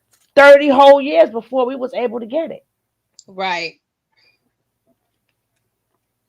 They didn't. This was out in the 1930s, public assistance. Tommy got it was in the 1960s. 30-something years difference. So what made the black man think the rules don't apply to him? If it applied to the Caucasian man, it applies to your ass too. The rules was already there. Y'all the only ones cry about it. The Caucasian man ain't cry about it. They couldn't be head of the household either if they couldn't pay the goddamn rent. The same would apply for him. But guess what? A lot of them still found a way to stay up in the house. You chose to keep going. They always did back in the days, they did the let me check the house, see you got something like that Claudine movie. If you ever seen Claudine, which was one of my favorite movies, that always existed. Stop thinking that they created that to tear us up. They don't give a damn about us, just like child support. They didn't care about a lot of us ain't couldn't have paid no child support. That was about that Caucasian man and that Caucasian man daughter. And you wasn't going to run away that the system, wait, when are you getting to know a man? You better know everything you need to know before you give up the goods and then realize you. Let me tell you something. We ain't dealing with it. We let y'all go, so it don't even matter no more, Sam. Right? It don't even matter. But again, you don't understand narcissism. It doesn't go like that. It sounds good, but it doesn't. This particular live is really about what's happening when it comes down to the 4B movement. So we're bringing up these past conversations, and we're seeing that this has led up to an entire movement. And I don't know whether we are influenced by Korea or Korea is influenced by us, but the 4B movement is what this is about. Because from this whole thing came... Women literally just gave up on their men. They're like, they're fucking assholes, they're not gonna change, so we're all gonna go extinct. No heterosexual marriage, no childbirth, no dating men, and no heterosexual relationships. These are the vibes of the 4B movement in South Korea. It's basically a feminist movement protesting against the country's rampant misogyny and advocates women to reject gender norms, including marriage and having kids. The 4B stand for the 4 principles in Korean, coined in 2016 by the author Cho Nam-ju. Now it's blowing up on TikTok, especially after these YouTubers on their platform Solidarity said that marriage is the root cause of patriarchy. But a recent catalyst of the movement may also be incidents of high-profile murders of women, revenge porn, and spy cam sex crimes. Lots of people online are saying it's a long time coming and it's a rational response to the male-dominated culture of South Korea. You can also see women from other countries expressing solidarity with the 4B movement and wanting it to spread. Some critics of the 4B movement are claiming it's the reason behind the low birth rate in South Korea. South Korea has the world's lowest birth rate and hit an all-time high in 2023 of only 0.78 kids per woman. But others argue that the low birth rate is due to economic reasons, like poor job prospects, the high cost of raising kids, unaffordable housing, and long working hours. And the gendered reasons. Mothers face discrimination in the workplace, gender-based violence is prevalent in relationships, and women are expected to take on the majority of household burdens. But some female South Korean bloggers have said that the 4B movement is just an exaggeration of Western ideologies and represents a very small part of the population. It's hard to know how many women are part of 4B, as lots of the women keep themselves anonymous, but estimates range from between 5 to 50,000 women. We're definitely not following them, right? we're definitely not following them. So I don't know where you get that question from.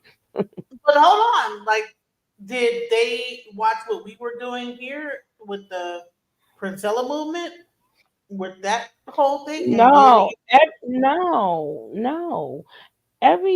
This whole earth, but all of this majority of this earth is a patriarchal system. Women are just tired. You get tired. Like imagine in some religions and some people beliefs, just to know that you're born and you can't even be a kid because you're getting ready to get married at 11, 12, 13 years old. We women all over done had enough. We have had enough, and this is all over. It's just that I be mad at mothers sometimes. Like, why did you coddle this boy so much? Yeah. Coddle this child so much? Yeah. But then let's be very clear. A lot of women and men are looking for mothers and fathers. They are not looking for equal partners. So when a woman is talking about, oh, well, he needs to have this, and you ain't got nothing sweet. Hold on. You know what I mean? You're looking for a father. And then for a man to say that a woman is supposed to cook for you, you're looking for a mother, sir. You know what I mean? So I think that we really need to understand the dynamics of how people think about relationships, because they do think about them in that manner.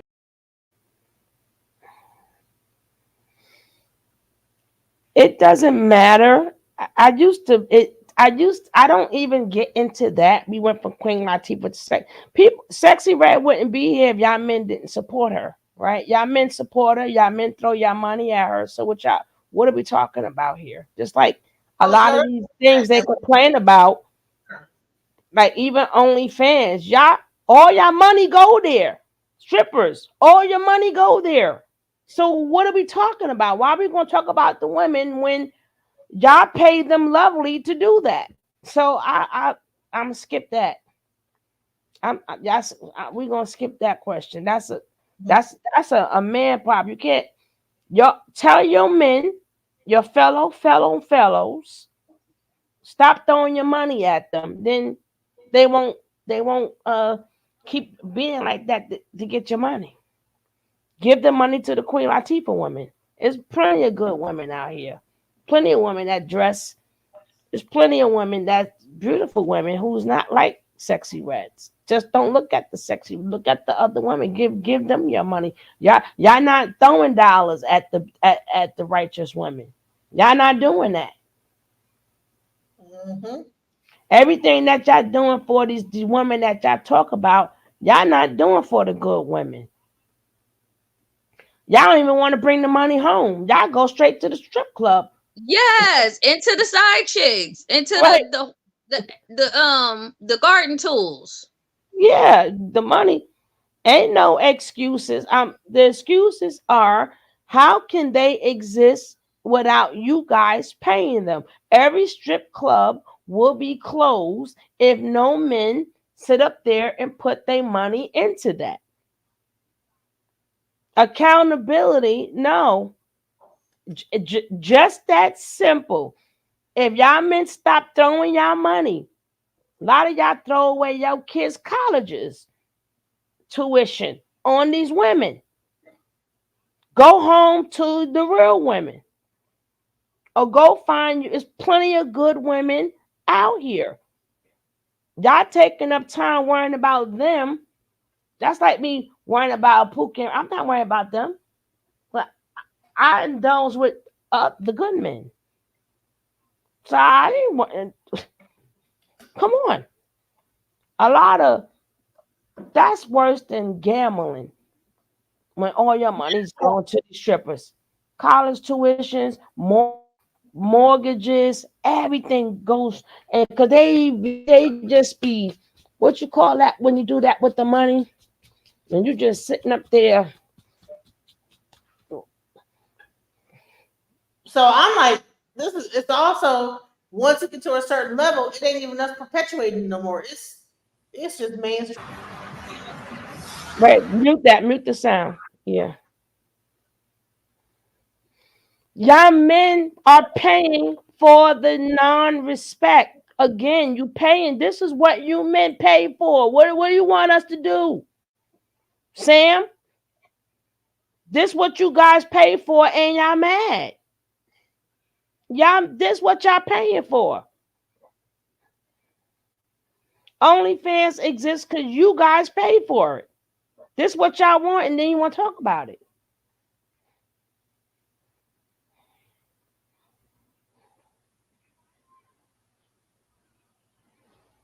You're neglecting your child by paying someone else tuition. Yeah, but to tell the men stop giving their money to them daggone strippers then.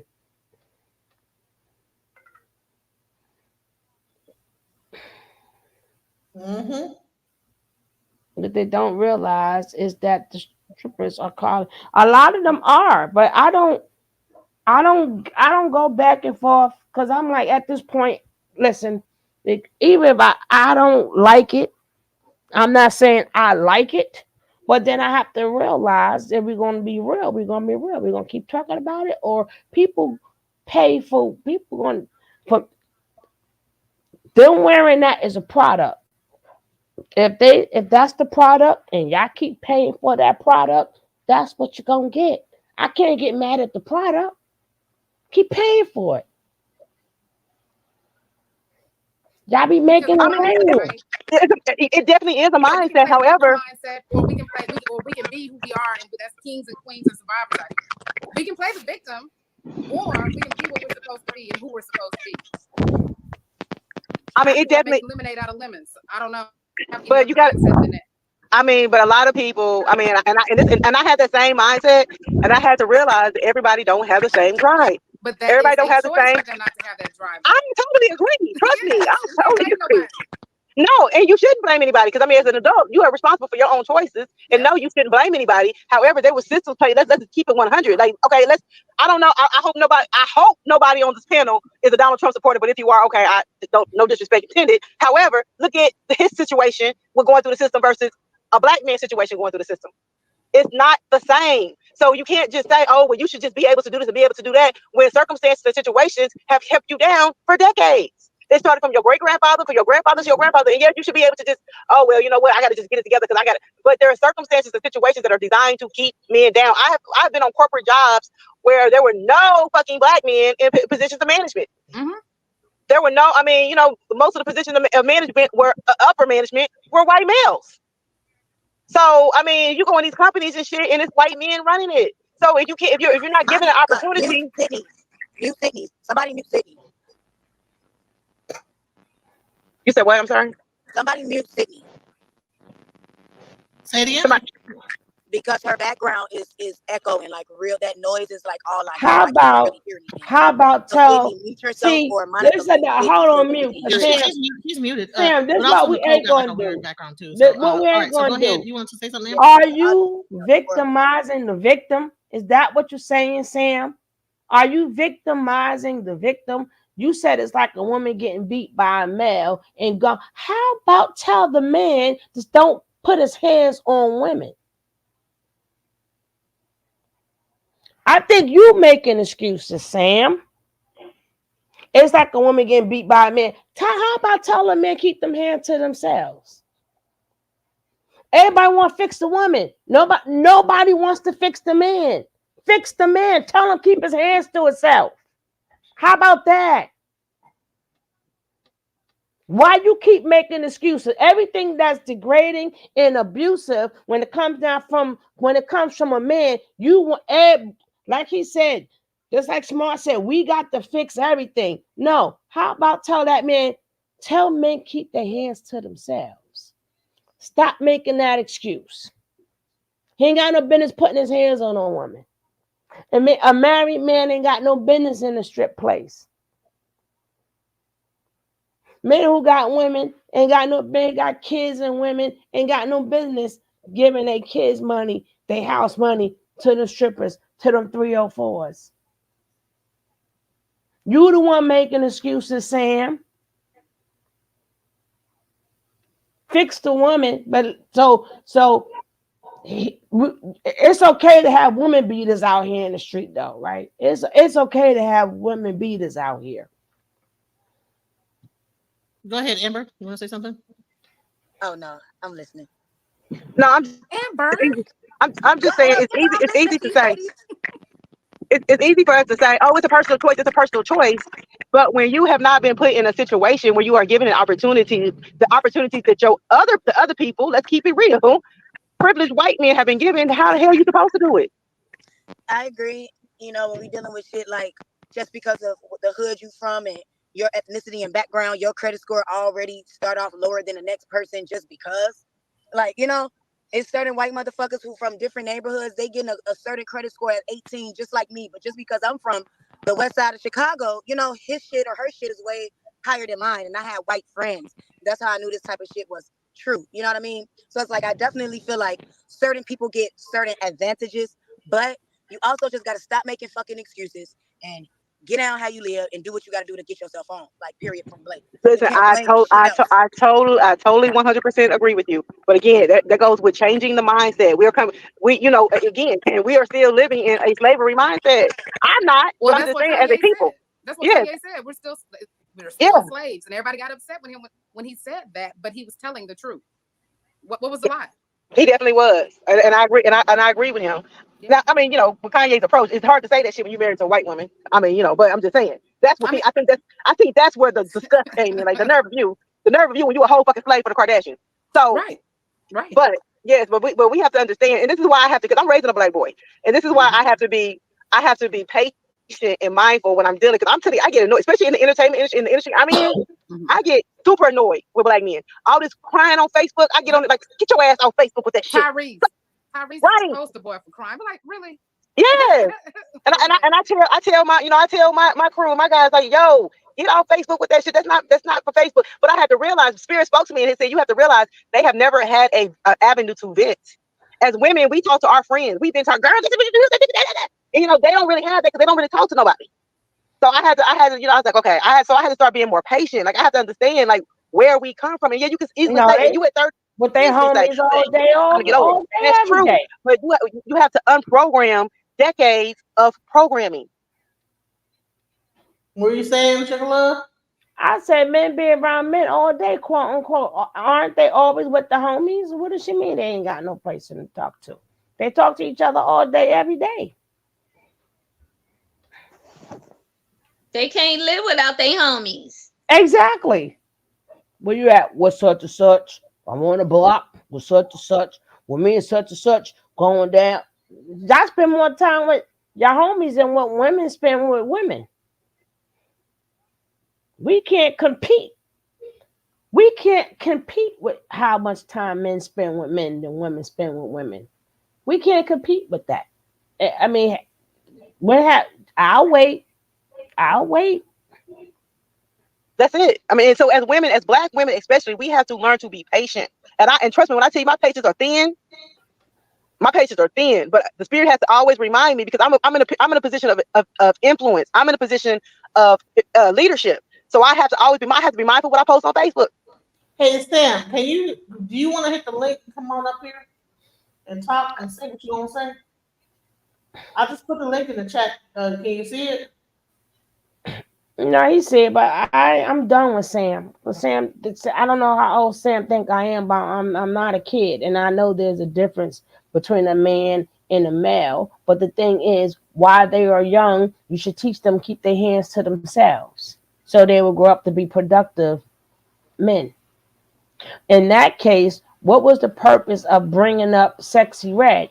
Because there's a difference between Sexy Reds and regular women. You made it seem like everybody's a Sexy Red. You said we went from Latifah to Sexy Reds. But when it comes down to men, now you want to let me know there's a difference. Men are just so now, right, we went from Latifah to Sexy Reds, but when it comes down to men, there's a difference between a man and a male. So which one is it, Sam?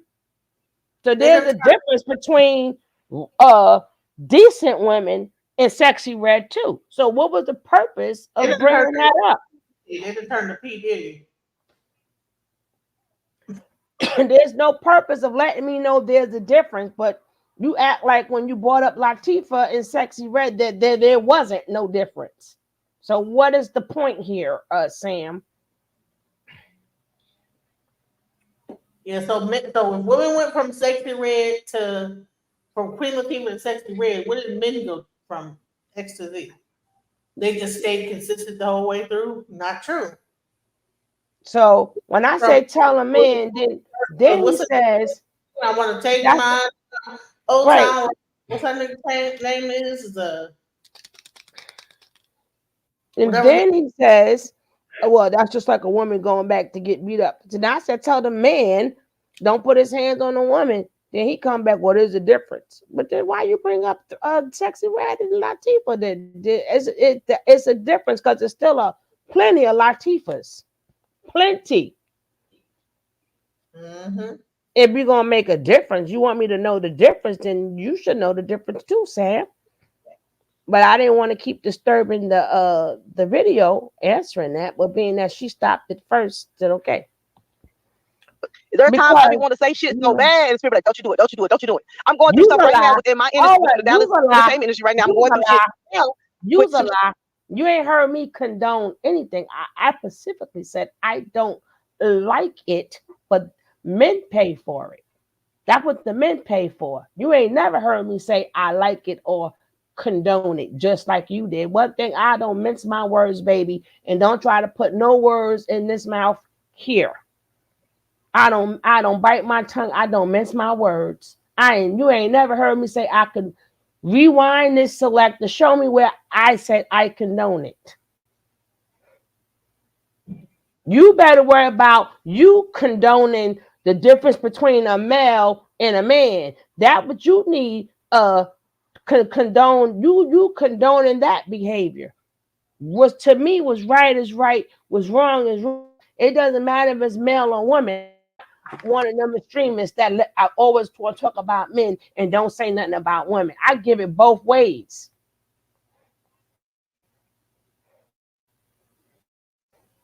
Shit is going on within our little organization, our little circle, and it's like I want to, but I can't because I have to understand my position as a leader, my position as a producer. I can't. So I have to just bite my motherfucking tongue and not say anything. So we have to. We have to always be mindful of where we are coming as a people. It is getting better. It is getting better. I do see progress, but we have to be patient because we can't expect people to change when we are living under decades of conditioning. And with that, I'm out. I'm gonna let y'all finish. I can respect that. I want to also hear from Sydney because I wonder do transgenders go through the same kind of thing where we go through it where we're getting criticized right from the black man about stuff. About how we as black women does that bleed over into the transgender community at all? Wait, I'm sorry. Can you repeat that? So you heard what Smart said, right? Mm-hmm. Does any of that bleed over into the transgender community? Do the transgender community, as transgender women, do you feel like when he's talking about like this issue that he's also talking about you as a woman too as a transgender, or do you feel separated from that? I do feel a little separated from it, but at the same time, we still share somewhat of the same experience. But as a trans woman, we tend to, some of us done, been through these type of things just growing up. So we don't really take men serious like that. Feel what I'm saying? Like, I don't even want to put myself in them predicaments. This is why I always encourage us. Just date out, find what works for you. Because not all men is like that, but it's some men out here that's really hurt and they're having money issues and their daddy wasn't around.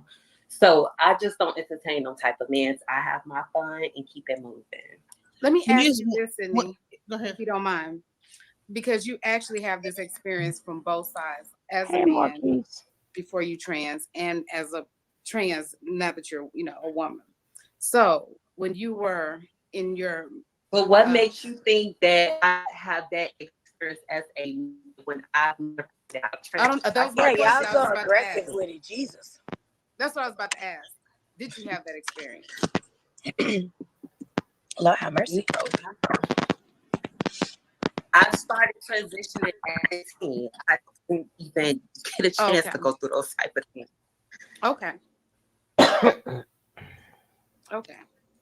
Well, no, I'm not trying to be aggressive. I was just wondering if, like, please don't. I didn't know your story as far as. I'm just wondering like when you hear this, do you identify from like with the outrage. Like as a woman, I'm like, when I hear that, I'm outraged. Like, what do you mean? Like, we don't know, we ain't read a book, we don't know what we're doing, and we're the flat tire and this, that, the other. Like, I want to know, how does that make you feel? Hearing a black man talk to a black woman this way, how does that make you feel?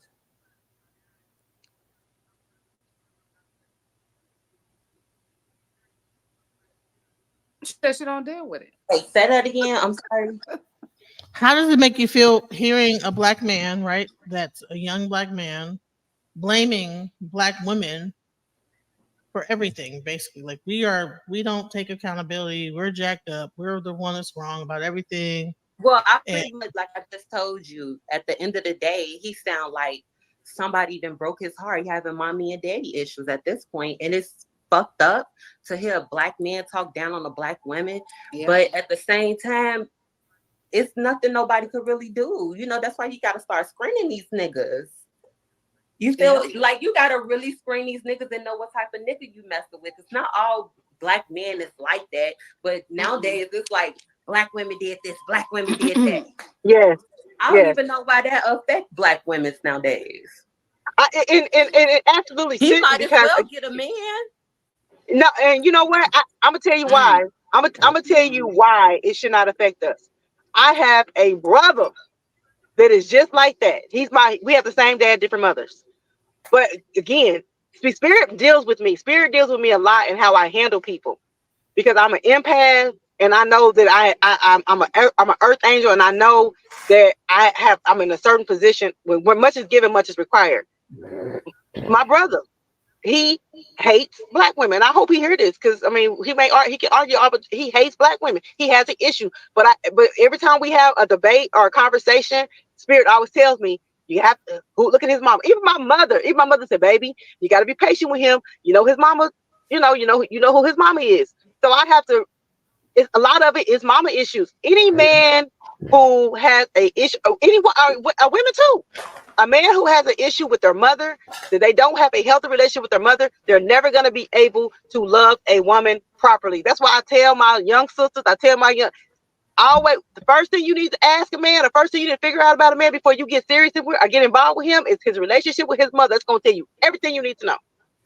Because if he don't have a good relationship with his mother, he will never be able to love you properly, because that's who teaches you how to love. That's why I show my son love, because he's going to be able to pause it for a second. Take that love to another woman. So a man who doesn't have a good problem. This is another problem we have. It's not about the relationship that the son had with his mother. It's the lack of the relationship that the child sees the father with the mother. That's where he has no stepping stone to know how to treat a woman. So you can't keep saying the mother and the son. No, the father presence has to be there. He has to see how that man comes in. That's how a man learns. So it's the lack of the father's presence to see how to treat a woman.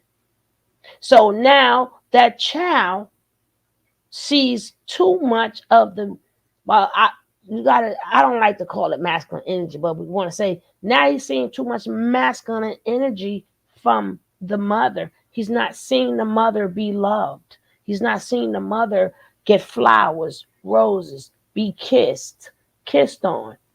He's not seeing how a man takes care, a husband or a man takes care of his women. So it's not the fact of how you treat your sons. It's the lack of watching a man treat a woman. That's another thing we have to stop saying, because we're going to sit up there and address this.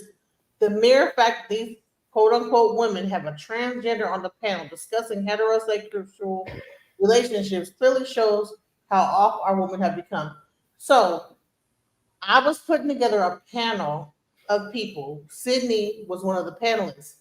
So naturally, I wanted to get that perspective. So it's not about like us coddling a transgender. It's about, well, she's a part of the panel. I honestly feel like this is a conversation to be had. that people, transgenders want to be heard and want to be seen as women. So how do they see things? That's the thing, is that people want to just sweep it underneath the rug. It's not going nowhere. So you have transgender women, and you have their standpoint on how things are, and then you have the woman's standpoint. And you can see clearly that a transgender viewpoint on this whole thing is 100% different. She does not feel the same irritation by hearing a person blaming Black women for everything, because I don't believe that there's a connection to that. First of all, like, if you're a transgender and you feel like you're a Black woman, then you should have some connection to the anger that a Black woman would feel when a Black man calls her a flat tire. Why did she feel the outrage that the woman felt? Correct. I believe that the reason why is because we birthed these men. So you imagine that you're the person that gives birth to these men, and these men can come up later on and turn around and call you a flat tire. That's crazy. So there's like a certain like level of understanding that a woman has that a transgender does not have, and I wanted to show that. You can't tell her who got business on her panel. Jesus. You can't say that. I mean, you could say that, but you can't say that. Okay, when the women stop providing X to these unqualified people, that's when you will see a change in relationship. Listen. They're gonna be raping us. Listen. We don't have control of people. Right, either you're a good guy, you're a bad guy. We don't control. People keep thinking that we have control. We don't have control. I have this thing called testosterone. We don't, and we got estrogen. Period. Estrogen can't control testosterone. You have to control your own self. Women are getting ill every day by men. Whether it's like there's a whole thing called incel movement, involuntary celibate. She just explained, Sam. Govern yourself, exactly. She just explained she was up there. I don't know why you didn't hear her the first time. She was just trying to get some input because they was doing a panel. She explained very well.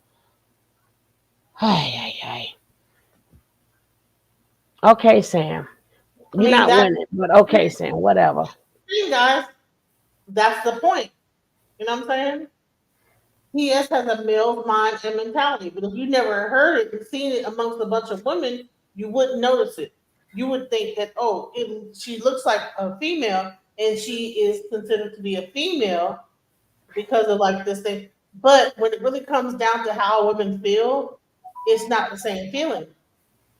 In her mind, she's saying, well, it's just because of his upbringing and there's like an excuse getting made, you know? But women don't have that excuse for that person. We're upset, like, dude, how could you say this? So it's making a point that you didn't get more condoning. You're crazy. Either you don't understand, it's called abstinence. What? Sometimes people are hell bent on not understanding, and we just have to understand it and move on. You know. Called abstinence, honey. If everybody was listen, okay, this is what abstinence. That's the purpose of the video. So I'm glad he said Women that. Literally just gave up on their men. They're like, they're fucking assholes. They're not gonna change. So we're all gonna go extinct. No heterosexual marriage, no childbirth, no dating men, and no heterosexual relationships. These are the vibes of the 4B movement in South Korea. It's basically a feminist movement protesting against the country's rampant misogyny and advocates women to reject gender norms, including marriage and having kids. The 4Bs stand for the 4 principles in Korean, coined in 2016 by the author Cho Nam-ju. Now it's blowing up on TikTok, especially after these YouTubers on their platform Solidarity said that marriage is the root cause of patriarchy. But a recent catalyst of the movement may also be incidents of high-profile murders of women, revenge porn, and spy cam sex crimes. Lots of people online are saying it's a long time coming and it's a rational response to the male-dominated culture of South Korea. You can also see women from other countries expressing solidarity with the 4B movement and wanting it to spread. Some critics of the 4B movement are claiming it's the reason behind the low birth rate in South Korea. South Korea has the world's lowest birth rate and hit an all-time high in 2023 of only 0.78 kids per woman. But others argue that the low birth rate is due to economic reasons, like poor job prospects, the high cost of raising kids, unaffordable housing, and long working hours. And the gendered reasons. Mothers face discrimination in the workplace, gender-based violence is prevalent in relationships, and women are expected to take on the majority of household burdens. But some female South Korean bloggers have said that the 4B movement is just an exaggeration of Western ideologies and represents a very small part of the population. It's hard to know how many women are part of 4B, as lots of the women keep themselves anonymous, but estimates range from between 5 to 50,000 women. All right, so there you go. This is what this is about. It's not really about this panel. It's this okay, look, read the title of this video. The title of this video is the 4B movement detrimental to society? As we see, no. To be covering this other stuff because all this was leading up to this whole 4B movement. All these situations is leading up to this, right? Which is really where y'all niggas ain't gonna be getting no pussy, and it's not gonna be controlled abstinence. It's gonna be involuntary abstinence, involuntary celibacy, and that's where you get incels and involuntary celibate. That's where you get it at. Thank you very much, Marcus Dillinger. And what's gonna happen then? Because what's happening is women are just saying, "Screw men." Period. So if y'all gonna hook up with a transgender like the woman on the panel, you ain't gonna be getting none of this. No, none of that. That yoni. You know what I'm saying?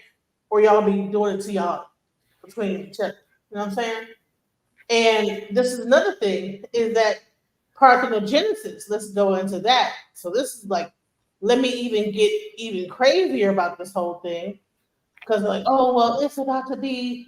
Well, if you don't be with another man, then how are you?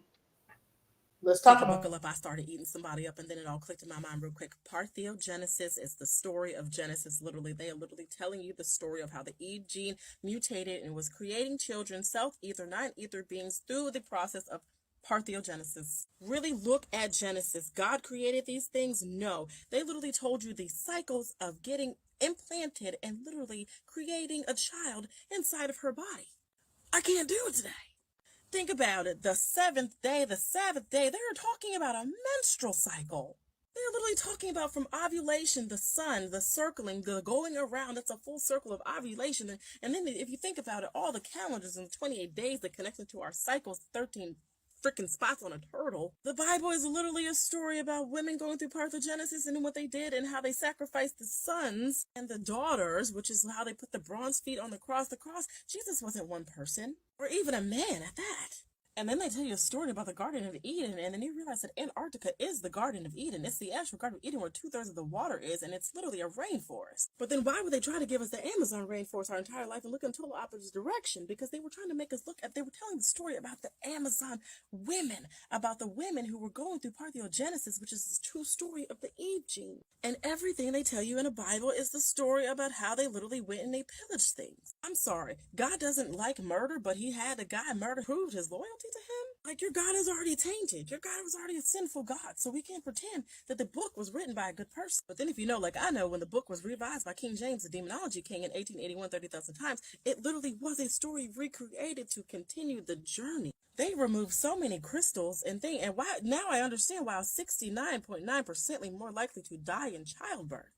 I'm going to say it sounds weird. If black women are able to literally tap into their pineal gland, the crystal drip every month and charge themselves with crystals and gems and everything they mark taboo, we'll be able to heal ourselves. I'll say it out loud. Parthenogenesis is real. Stingrays and sharks do it. If bells are capable of healing an entire town from one ring, and energy literally, Tesla told you energy can be transferred through the air. So if you can hone that energy and charge melanin, what can melanin actually do? Oh my gosh, I gotta go, Tiki. But yeah, you can't argue with me today. Parthenogenesis is literally the story of Genesis. It's in the freaking name. Mary didn't have a little lamb. That's where the tainting come in. That's where Ball's story begins, with Mary. The Virgin Mary, the sacrificing. If you were sacrificing black women who go through parthenogenesis, you were sacrificing. Now, manager says, let's keep it a book.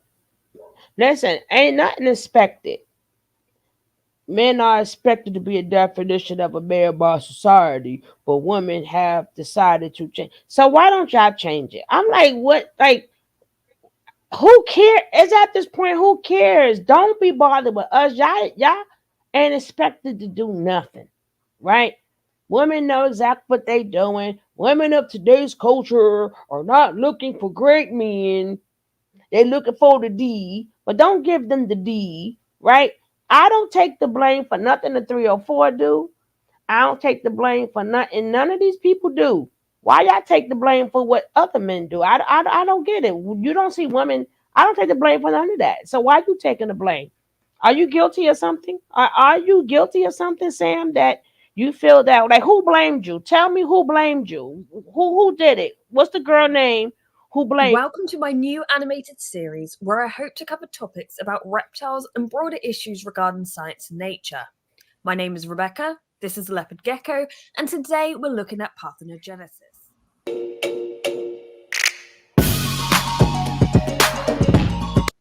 Bottom line is that this is about to be what really about to go down. Parthenogenesis. See? Peace. All right, y'all, I'm going to try to get right into this. This video is going to be about my thoughts on parthenogenesis. I broke that word down. I broke down the word virgin. I broke down the word pregnant. A couple other things. But I wanted to start off by saying that the egg is the entire master of the whole zodiac. And the reason why I know that is because of the word rabbi. The word rabbi means master. And the word master is the 13 stars, which is the entire zodiac. Okay? Because M is the 13th letter of the alphabet, and Aster means star. So rabbi means master. Rabbit is the symbol of fertilization. Rabbits in the hieroglyphics, the transliteration or the letters that it gave it is un, O-O-O-O-N, which means egg. Un means egg in Greek. So that tells me right there that rabbi, rabbit, they're connected. And they have to do with the egg. Mm-hmm. Eats the fake eats the egg. That's how I know that the egg really goes back to the moon, because the word moon has O-O-N on the end of it. And I know that O-O-N means egg. That M on the front is also that the vibration. So that tells me right there that the moon is a vibrating egg. Okay? Which confirms what Dr. Blair said about how it is really vibration that is causing an egg to go into meiosis, which meiosis means to divide the egg or to divide a cell. Okay? Which I'm going to get more into confirming that he said it's really vibration that is causing meiosis to start. Because vibration, when I said it very slowly, is viper, viperation, viper-ra-sun. Viper-ra-sun. Viper is a serpent. Look up the etymology of the word viper, and it's going to tell you that it means to bring forth life. You are kin to serpents, which I'm going to get more into that a little bit later. But I just want to establish that vibration is viper-ra-sun, and viper means to bring forth life. Okay, so that confirms that vibration is the whole thing was making the egg cell start to divide. Parthenogenesis or parthenogenesis is really the ability to reproduce cells from within without any external fertilization. Yeah. When I broke down that word, I see it as parthenogenesis, which part means to divide something. Okay, and genesis is birth. Birth is be earth. So parthenogenesis is really to divide the earth, which you are the earth. Because aren't you made up of everything that's in the earth? Your mother is the earth. Because doesn't the book say that you were made from the dust of the earth? So dividing the earth It's dividing you. That's the cell. Okay? The earth and the moon. Somehow they're both connected. Now, the word for virgin in the Bible when it's describing Mary is Parthenos. Parthenogenesis is talking about dividing a cell. Parthenos. Enos means man. Man, moon, mind, men. It's all relative. The word men means to think. Okay, and the word mind is interchangeable with the word soul in the Bible. So really it's saying to part the soul, which really is relative to the menstrual. The soul is relative to the menstrual. Obviously has the word men right on the front of it. But anyway. Okay, a couple seconds ago I said that you're kin to serpent. I think I said that. But to help you see that you really are, your skin has scales on it. The word skin itself is telling you that you're kin to serpent, because when you see that S on there, it's S on the front. The S probably means serpent. Serpent to kin, skin, serpent to kin. You even look like a serpent in the womb. No, these serpents look like us. Why we gotta look like being the damn developed, you look serpent? like a serpent. This dog is barking at the dog. A woman, she's able to shed her lining in her uterus sheds every month, and it grows back. So that's doing the same thing that a serpent does. Okay, the serpent goes back to the woman because the serpent is wise. Remember, the serpent was said to be the wisest that the Elohim made, and the wisdom is an attribute of a woman in the Bible. When the Bible talks about wisdom, it says she. So the serpent is going back to the woman. Even when you look at that word meiosis, I see Moses and Isis right in it, which Isis is really a double S, which is a double serpent. We're talking about genetics, the double helix. Okay. Now, what I find interesting is that, I hear a lot of people, particularly men, do this. They'll say that we could do all of this stuff with our mind. We could heal our own selves, and we should be, trying to speak to each other telepathically, and they'll talk about astral projection. But as soon as I bring up parthenogenesis, it's like, no, you can't do that, though. You can't do that. Your mind is not that powerful. Well, I actually think that it was. Maybe not today, because it has to do with vibrating your cells. But to help me confirm that my belief that we could do it, I watched the movie Carrie. And Carrie is about the menstrual cycle. She got her menstrual 5 minutes into the movie. All that blood coming on her and all that has to do with the menstrual cycle. I could really get into what the movie was about, but anyway. Particularly in the movie Carrie, she had the ability to move things with her mind, which is called telekinesis. Okay? Now, a G became a K, or a K became a G. I always get those mixed up. Either way, they had the same sound. So telekinesis could also be telegenesis, which what would that mean? To be able to birth from afar. If telekinesis means to move things with your mind, then is telegenesis being able to impregnate yourself through your mind? Be able to move your cells through your mind? Genesis means to birth. I'm glad we don't do that no more. Damn that. You think about that. Now, when I said earlier that I don't have them type of thoughts. I'm going to tell you how the entire Bible is really about the menstrual. Because menstrual Girl, trial. That's what I hear anyway. Men's trial. A trial is a test. So it's a test of men. A men's test. A testament. Testament. Not to mention that word amen is right in there. So that's what a menstrual is. Menstrual has to do with the soul, okay? Now, the word pregnancy. A man is not getting a woman pregnant. She is already pregnant. Pregnancy is pre-egg Nancy, meaning before the egg. The pre-egg, which is really talking about the follicle. But Nancy is Anaki. You're talking about the Anaki. But a Nancy also means, the etymology of it is a feminine man, which will be a woman. A woman is a feminine man. So it's the pre-egg that's in the feminine man. The pre-egg is a follicle. This is why you need to study embryology if you really want to know what's going on in the womb and what's going on with the menstrual cycle. but it's the follicle, okay? Why is that important to know? Because follicle relative to the word folly, and folly is relative to the word fool, and fool means Orion. Yes, Orion, the star constellation. In the Bible, the word Orion means fool. Now, Orion is really going back to heaven, because in Greek, Uranus, which is really Orion. But Orion is urine, has the same sound. Urine is not P. The etymology of urine actually means water and milk, which is going back to the mother, because the mother is milk and the mother is water. Or if you flip that W around, it's matter, mother. So obviously, that's going back to the mother. All right. See, this is why I be saving my brain cells, man. Well, 3, including the serpent. A serpent can reproduce through parthenogenesis.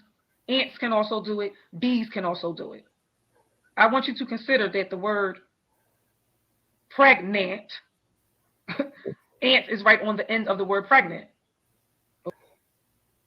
See, I don't like having no baby talk. We don't want to have no baby. Keep the babies. We ain't think about that shit in decades and in centuries. We ain't think about no. We ain't had them thoughts in centuries. Damn it. Right? We ain't think about. We ain't had that thought in a long time. Like colonies, and that's 13 colonies. No, we ain't think about that. See, these conversations are interesting. Let me ask myself what the F she's talking about. And then they have the marinade hit me with the Bayhive, and that's how you got with Beyonce. Oh my! I am. That's why I tell people too much information is not good. Save some of your brain cells because you go save some of your brain cells and live your life. And Sam, baby, I don't know if there's anything that you could teach us. I'm happy you've been married all them years, but I don't know if you're going to teach us how to find a man. We didn't ask. Go to the people who asked you to tell them how to find a man. We ain't asked, right? We ain't asked, right? We don't need no unsolicited advice, okay? We didn't ask. You is coming in and out, Monica. Monique, you coming in and out, Monique. You coming in and out. Look. Moni in the middle. Where's she at? In the middle. Go, say Moni in the middle. Where's she at? In the middle. The word love means le parent. Shit. There's no way. After pushing out them babies and all that pain, we said, let's think about having some more. They stopped that thought real quick, right? 9 months. Microphone.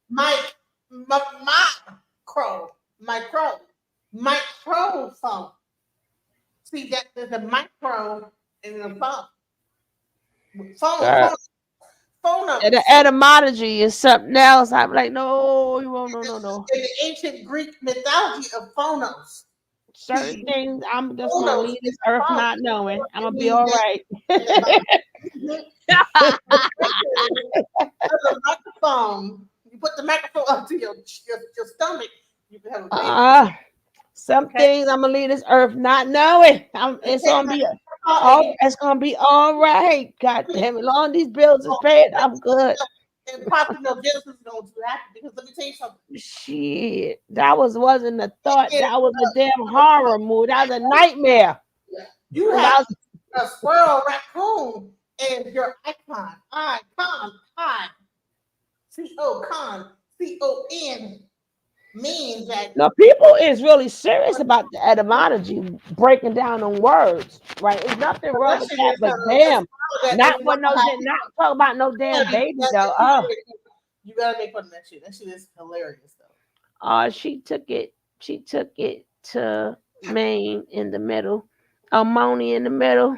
Wonder how many know what manager. you talk about. Man. See, you are a man and you have anger. Man anger. Man anger. You have man anger. Also, man anger. Menopause. See, man and an anger. Manager. See? See what I'm saying? See what I'm talking about? I'm telling you, these sometimes people, they be all stuck in this old. I'm like, regardless of what, y'all gonna have to come back down to life, to reality. You still, the stomach still gonna growl. You still gotta eat, sleep, and ish. You understand what I'm saying? You got to come back to reality. I don't care what trip y'all go on. You still got to come back to reality.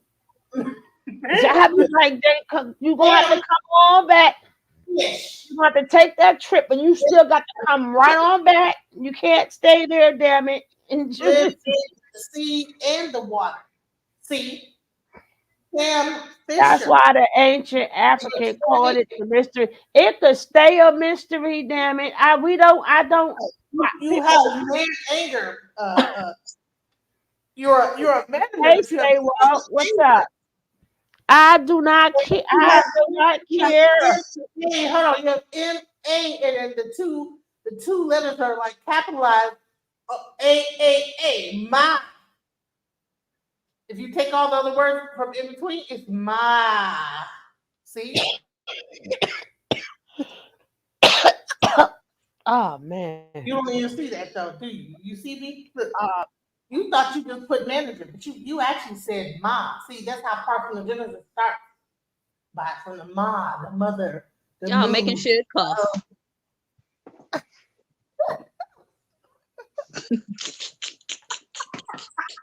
The ma. That's how it starts off with the mother. They come together. And the mother's a fisher. See, Fisher. See, this is all like coming together right here. You gotta stay woke. Stay woke. See, honey, I just had to like, okay, I'm exhausted now. I've gave all my knowledge for the day. my anger, my anger. You might get pregnant tonight. Keep talking, having this conversation. You will wake up with a man, dude. Y'all gonna wake up pregnant. All of y'all women. The cat ain't nobody here waking up pregnant. You never know. all y'all women here. Boom, shaka like a boom. Boom, shaka like a boom. Boom, boom. Y'all all waking up pregnant, damn it. I'm like soul with my uterus and stuff. I feel the energy. Now all of y'all, when I see y'all tomorrow, all y'all women here shall be pregnant. Yes, by my honor. See, I rebuke that in the name of Jesus. Nope. I don't need no mystery babies up in this womb, okay? No womb in kids. No kids in the womb. No kids in the womb. No kids in the womb. That's why you having triplets, just for that. Just for that, you have a triplet. Rebuke the extra time. It sheds the uterus sheds it too. And your vagina. Oh man. Your vagina. Well, we all y'all women waking up pregnant. No, baby. See, she having triplets because she's denouncing it. She having triplets. I'm gonna have quadruplets. Even Adam was pushed to the side. Yes. So 9 months from now, I'm already 6 9 months from now, Mom, you're no longer manager. Mary is a walk in the earth. Well, that's okay. Just think it. Just You're thinking. not- Yeah, all of I y'all think that, pregnant. no, Like, if you sugar, you all of y'all already know me. Y'all, you pregnant too at after 12 o'clock tomorrow. Y'all gonna all wake up pregnant. I But you manifest something else. Yeah. You gonna have triplets. Let me. Yo, I'm gonna have triplets. All right, it's gonna be triple millions, triple millions, triple it's gonna be millions. trips, not triplets, but some trips, right? Your name is your name is my aunt now. My aunt. No longer manager. My aunt. Okay, this is getting too deep for me. I will check out the next slide. Thank you, April. I think this is how folks get caught up with. Yeah, exactly. What a non-copyright song can you take us out with? A non-copyright song can you take us out with, please? Because I don't feel like getting hit with a copyright strike. All right, y'all. You know what? I love you guys, man. It's 5 hours, y'all. All right, take us out with a song, baby. A non-copyright song, please. Take us out, DJ. Of course. And thank you for having me up here on the panel. And thank you, beautiful queens. Thank you to chat. Thank you to the men. Don't worry, we still love y'all black men. We argue, but we still love you. But we're gonna have to stay apart, but we love you from over there. From over here. Ashe. How come I show energy? Darling, let your spirit be free. Don't give up. Keep on pushing through. Now is the time. It's all up to you. Alchemize your energy, my friend. Let your spirit be free. Don't give up. Thank you for letting me be on the panel tonight. Have a blessed night, everyone. Now is the time. It's all up to you.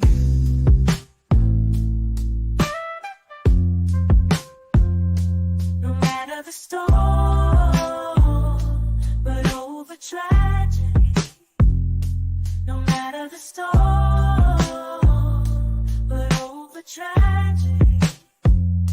No matter the storm, we will always take flight. Keep on pushing through the darkness of night. There's no limit, let's reach for the sky. Shine so bright, from darkness to light. I love who I am.